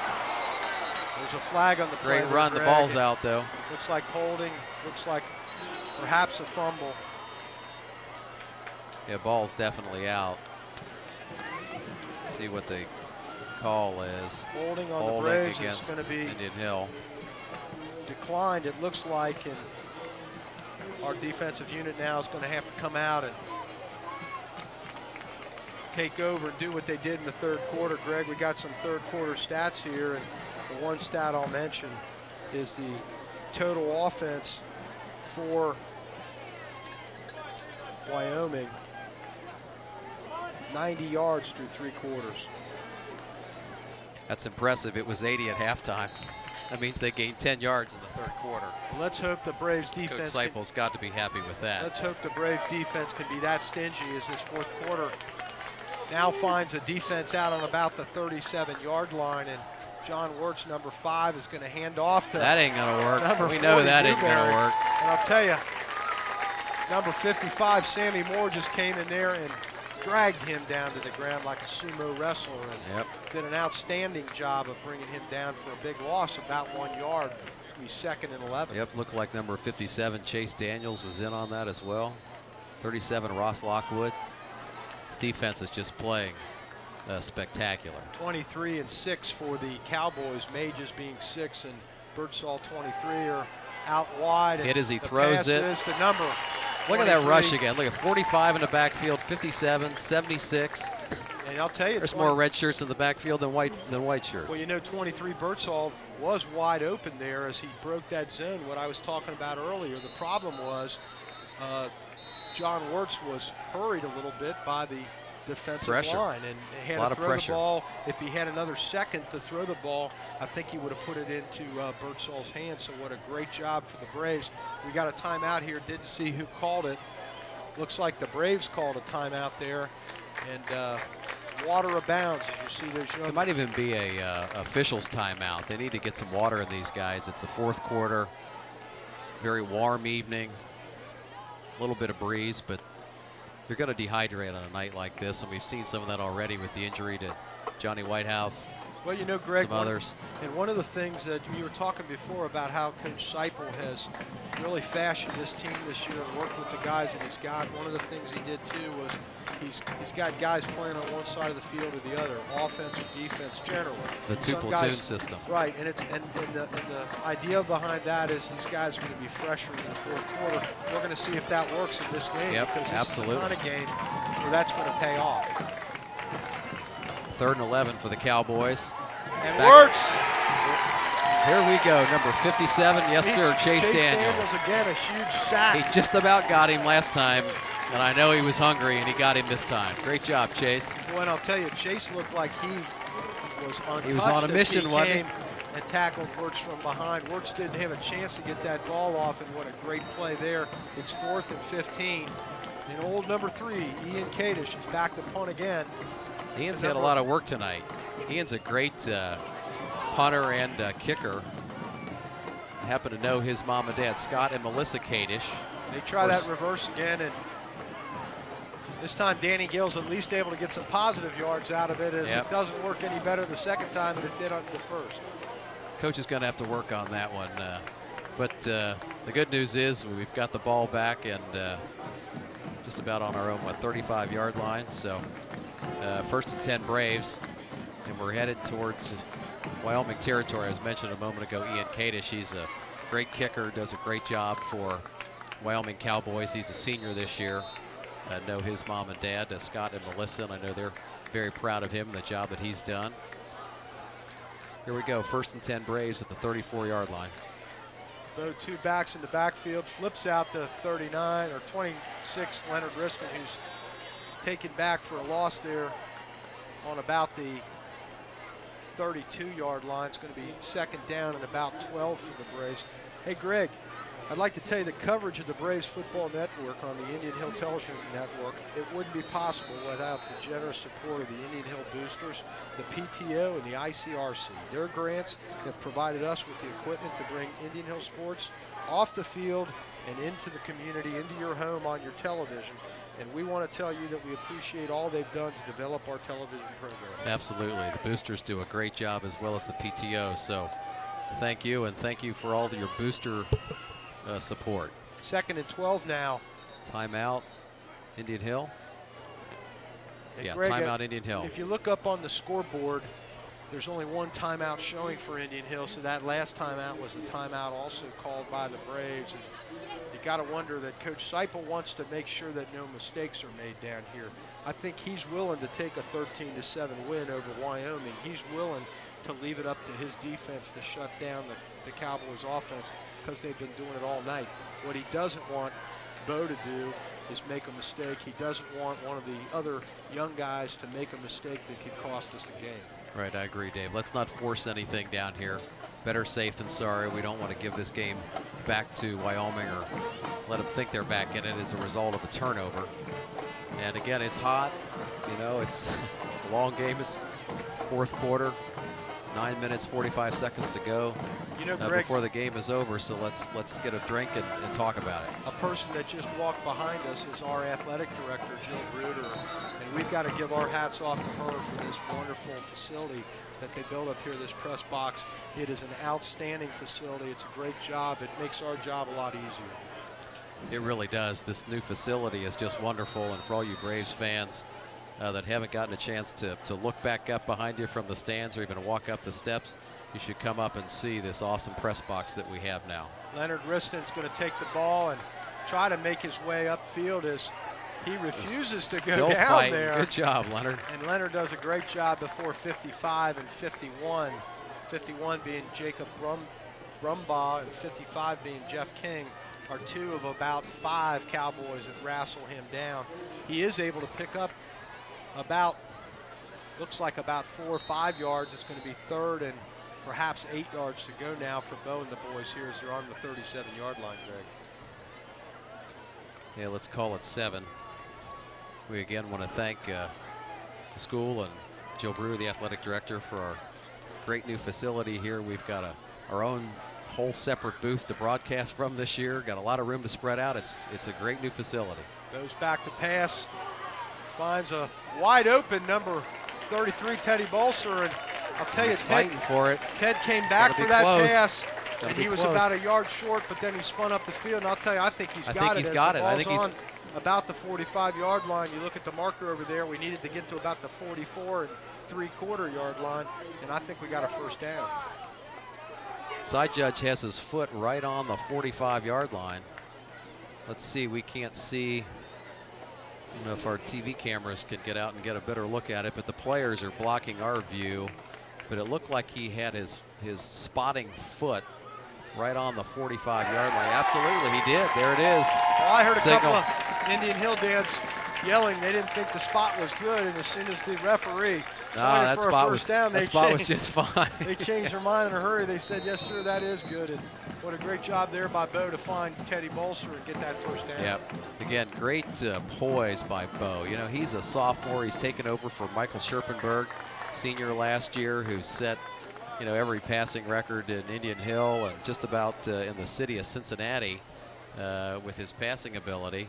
And here we have that little shovel pass up the middle to Leonard Riston. Good job by Leonard. But Bo Cordell has had some big shoes to fill this year, coming in behind Michael Scherpenberg, who I saw at the game last week. He came down for the holiday weekend to visit his mom and dad, Tom and Betsy Scherpenberg. And as a lot of you Braves fans know, Michael went to Grand Valley State to play football. Got to talk to him for a couple of minutes and hear how that's been going for him. It's been a challenge, he said. It's a lot of work. They're working him real hard, as everyone would expect. So 8-10 and counting here in the fourth quarter. It's 2nd and 3 on the 47-yard line. Bo's going to hand off up the gut to John Vaughn, and there he goes. John Vaughn picks up the first down and keeps those chains moving. And now, Greg, the more the Braves can churn that clock and keep the clock moving, the better it is for us. Ground game. Let's just eat up that clock. And we've got that super defense resting on the sideline just in case we need them back in there, and we will, of course. There's 7:57 remaining in the game. 1st and 10 Braves. We're in Wyoming territory now. Ball spotted at the 44-yard line. Bo Cordell in the shotgun with Leonard Riston and John Von Dielen side by side. And Leonard Riston. Nice handoff up the middle to Leonard. He's holding on to the ball a little better now, doing a great job. Yeah, you got to believe that Coach Seipel, one of the things that he said to these guys is, don't turn the ball over. Just hold on to it, boys, and we'll grind this thing out on offense, and then if we need to, we'll put our defense in there. I'll tell you, Greg, through the third quarter, John Vaughn's got 77 yards on 16 carries. A 21-yard gain was his longest. Clayton Newberry's got silently picked up 69 yards on 16 carries. His has been kind of spread out, though, and John Vaughn seems to get him when we need him. Speaking of, here he goes up the middle again for his typical 4 or 5, maybe 3 on that one. And you know, John Vaughn's also a kid that really deserves a pat on the back. He was one of the guys that got injured last year, didn't get to play a lot, and really worked hard in the offseason to build his body up to play football. He knew he was going to take punishment because he knew he would be the runner to replace Matt Merritt. Yeah. Going up the gut, and he's just done an outstanding job. Case Cousineau, you know, was one of the featured backs last year. Another famous football name and a big set of shoes to fill. Case Cousineau, a senior, graduated last year. Great runner. Following his brothers Cole and Case. There's going to be some Cole and Court, excuse me. Movement on somebody on the offense. It's going to cost us. It looks like delay a game there is what they're going to call as the referee.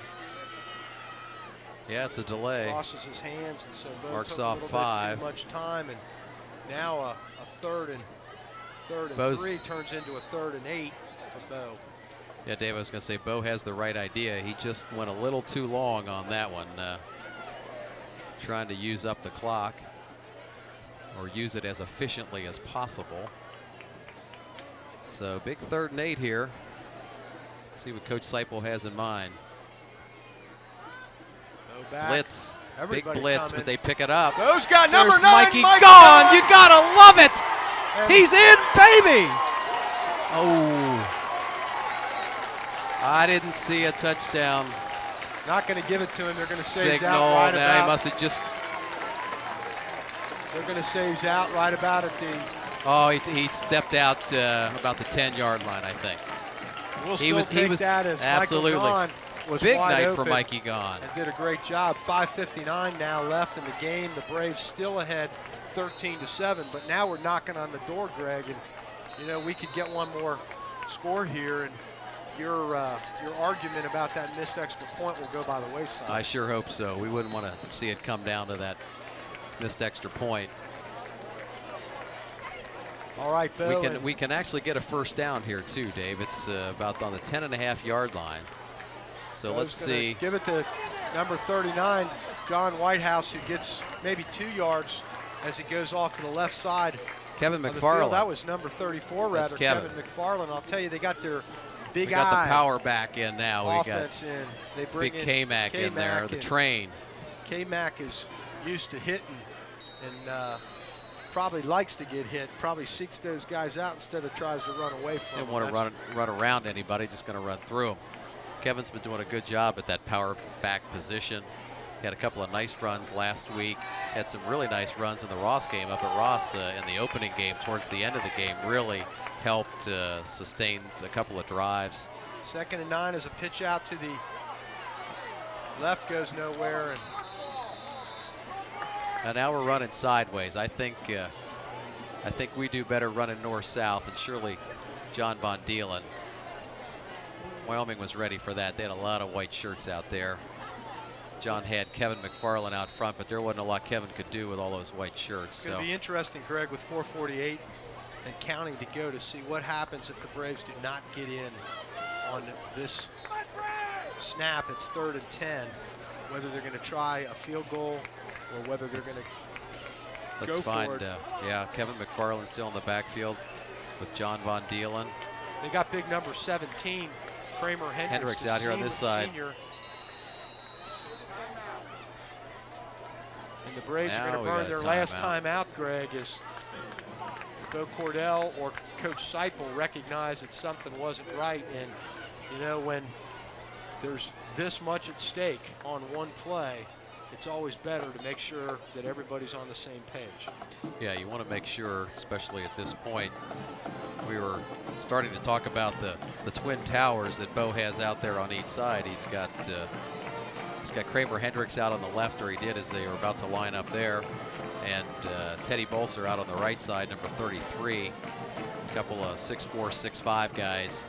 I don't see anybody quite that tall in the Wyoming defensive backfield, so maybe Coach Seipel will like to put this one up, or have Bo put this one up and let Kramer Hendricks or Teddy Bolser run under one. I think they can out-jump their defender, so Hey, Little, Greg, little corner post would be nice. While we have time, let me tell the Braves fans, we'd like you to tell us what you think of Braves football on the Indian Hill Television Network by calling our viewer feedback phone at 272-4590. Now be kind. Phone lines are open 24 hours a day, so give us a call. 3rd down and 10 for Bo. 3rd and 10 here. He's going to throw the ball into the end zone. There it is. There it is. Teddy Bolser. Teddy Bolser. I called it. Touchdown. Flag down. Flag down. Be a push off against Teddy. Yeah, might be off. I think it's offensive pass interference. But there was our play. Good call. A great by play the Braves. A great play by Bo. A great pass by Bo. It's going to be negated by a little push by Ted, and that's one of those offensive sophomore pass interference mistakes that Ted's going to That learn. was a little iffy, but well, I don't know. We'll give it to him. We can see it from up here. Yeah, we could see it. There was a little pushing and shoving going both ways, I think, but good call by the officials. Not what the Braves wanted to see, but I'll tell you why that was a huge play. Now we're going to find Kramer Hendricks on the other side. I'll tell you why that was a huge play, is that takes us out of field goal range. Yeah, we need 4:17 on the clock. Braves up by 6. A touchdown to Teddy Bolser is wiped away by a pushing call. Bo's going to have to come up with a little bit of magic. He's going to big Kramer Hendricks. There he is. And Kramer. Oh, there's pass interference. He's all over his back. Got a guy all over him like a suit. And the ref's right there and not called. And yikes. I guess what went right through him. They're going to say, Greg, is looks like the punt team is coming out. I'm not sure who our field goal kicker is, or if we even have one at this point. Let's see what. Well, Greg, they're saying it's 1st and 10. They're saying it's Cowboys. Oh, that ball, was 4th down? I don't think that was 4th down because it was 3rd and long.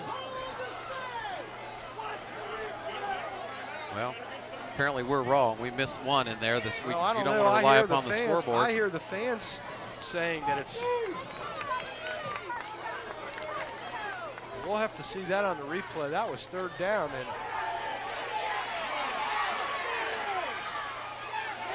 nice play there by number 45, Mike Schmidt, who comes in, and Joe Wirtz does a lot of running, but really doesn't get much for his effort as he gets maybe a yard.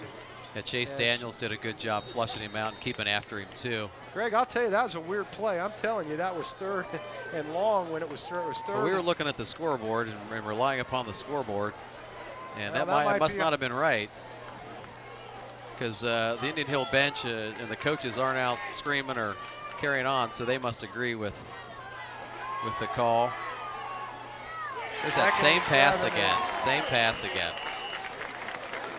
Just off the fingertips again.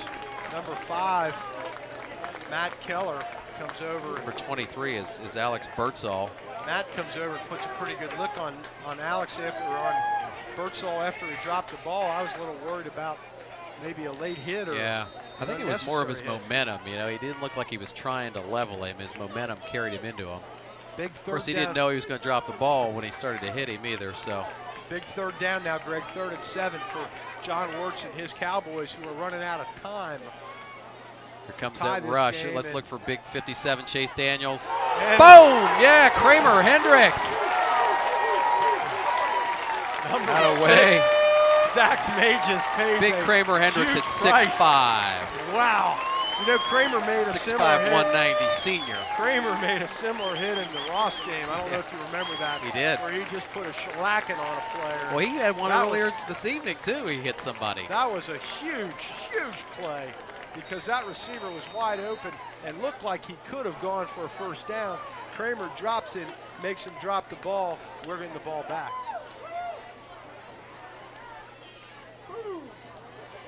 Danny Gill's going to step up and fair catch. That's a good call. That's a good call. Nice play there by 3:17 remaining in the game. Fair catch that ball. Don't take any chances. Let the offense go out and work a little bit. I'll tell you, this defense, you just can't say enough, Dave. They have just played spectacular. I'm not sure that Wyoming has much positive yardage in the entire second half. we're going to have to get a stat from Doug and Dan Feigelson, and we will shortly. We're hopeful. Our statisticians extraordinaire, father-son team of Dan and Dougie Feigelson, do a great job, provide us with stats at each quarter, halftime, and post-game. Goes back. Going to get sacked there by number 53, Black. Greg, I should tell you at this time, we'd like to thank the production staff and crew that are bringing you this Indian Hill Braves broadcast. Calvin August, I mentioned earlier, is our director. Paul Cassidy is the producer and is on audio. Brad McKee is a cameraman. Adam Teeger on the camera. Jim Jaws, also a cameraman. Cody McCain is a cameraman and graphics. Matt Schwartz, cameraman and graphics. They're doing a great job under some tough circumstances. Not all the equipment's here, not all the equipment's working right. Hopefully you're seeing the game as well as we're seeing it. It's just an awesome game this evening, and Bo's now on 2nd down and long, and John Vaughn's going to take it up the gut for about a 9-yard gain, 8 yards. And Greg, now the burning of the timeout starts on the Wyoming side of the clock, as they realize they got 2:22 to go, and if they don't do something in 2:22, this game's over. The Braves are victorious, and you got to wonder what Coach Seipel now with the 3rd and 10 is going to do, whether he's going to air it out or whether he's going to make them burn one more of their timeouts by running the ball up the middle. Yeah, I think we're going to see a lot of running at this point.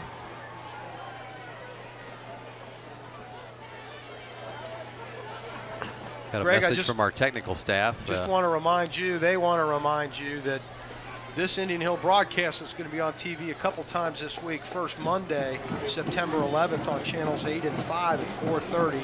I guess you'll have to watch it. 8 and 15. 8 and 15. You'll have to watch it to know what the other 2 times are.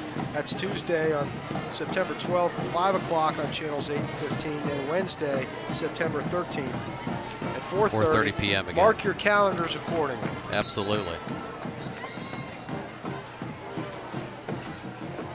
We should see a good dosage of ground game here from the Braves. 3rd and 10. You don't want to turn the ball over at this point. Bo's going to throw. Bo throws. And wow. Number 33, Teddy Bolser, is called out of bounds. As the ref says he was out of bounds, and punt time. Got pushed onto the track. Be a big play here for the punt team, as they're going to have to get down the field and cover this punt. 2:15 remaining in the contest.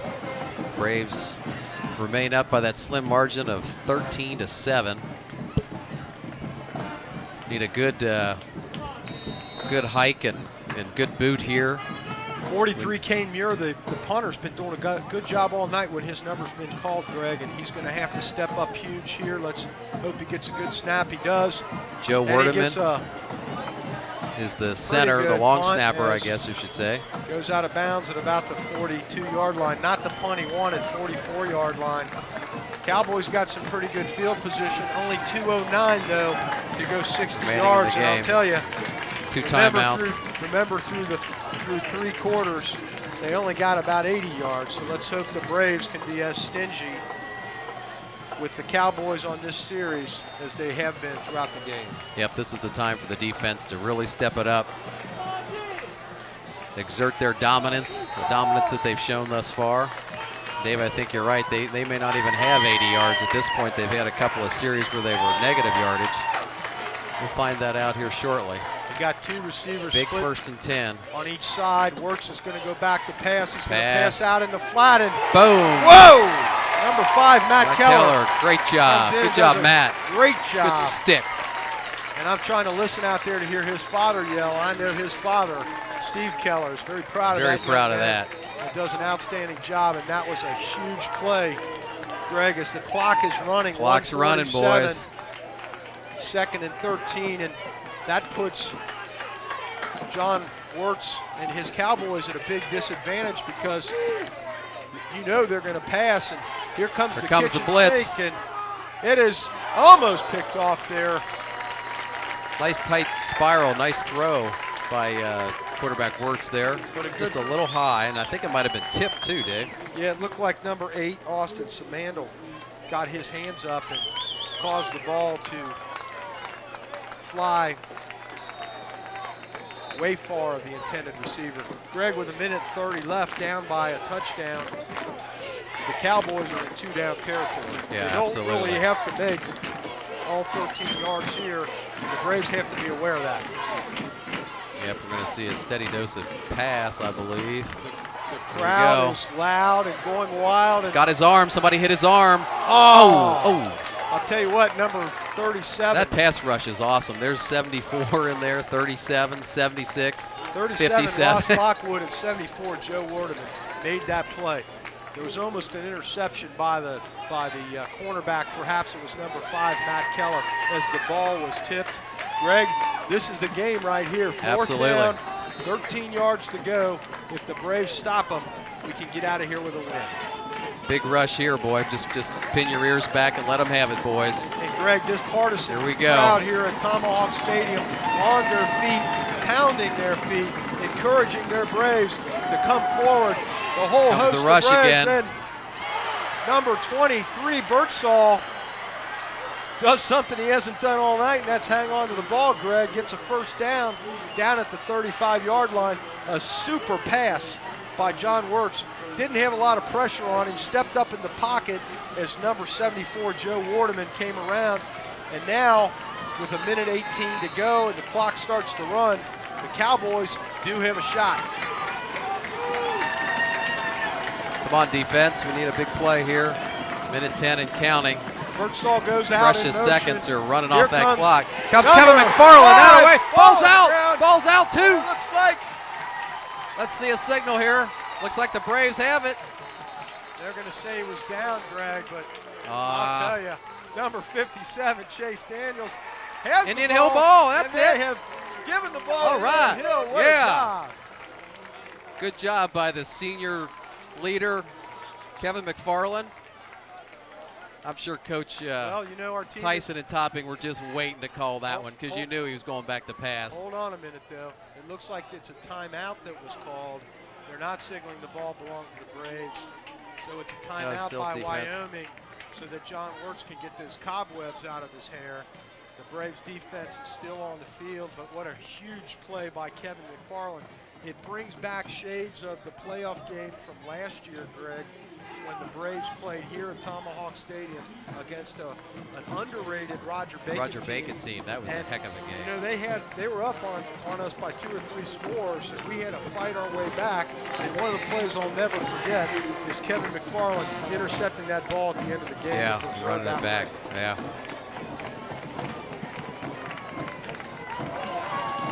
We got 54 seconds to go. 54.9 seconds to go. And I'll tell you. And it may be longer than 54 ticks on a clock, too. So let's see what we got.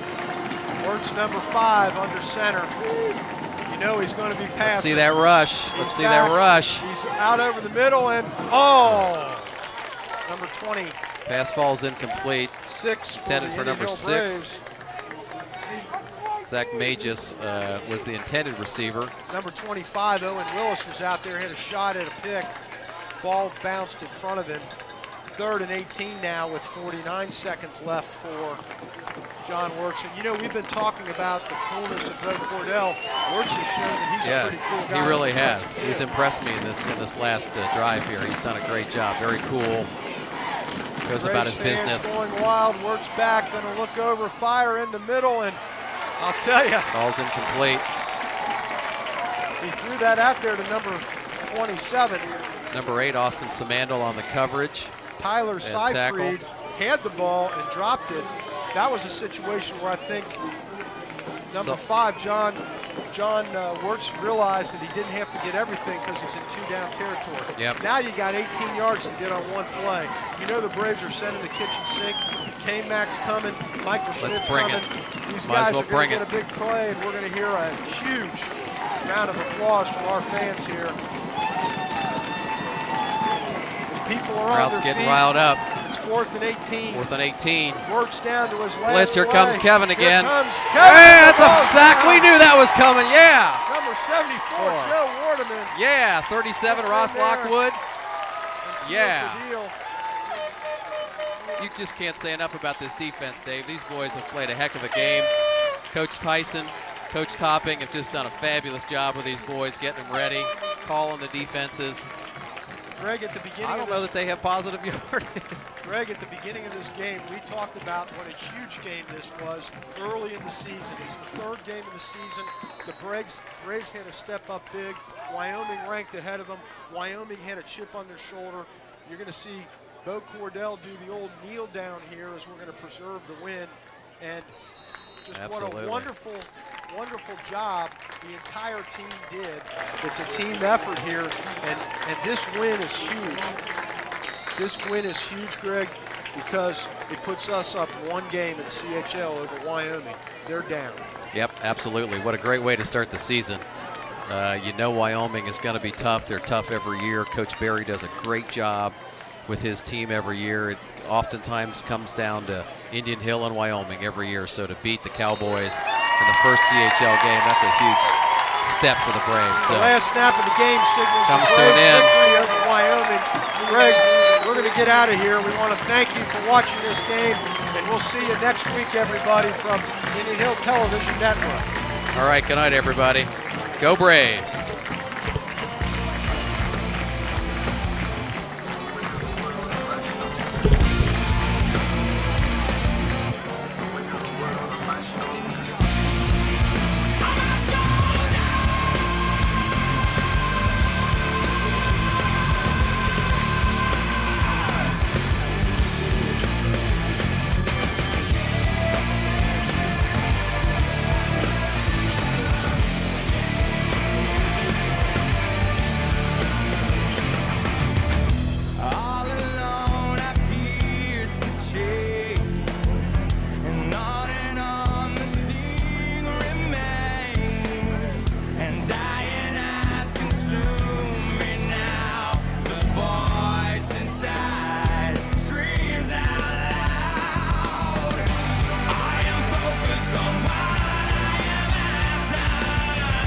Energy.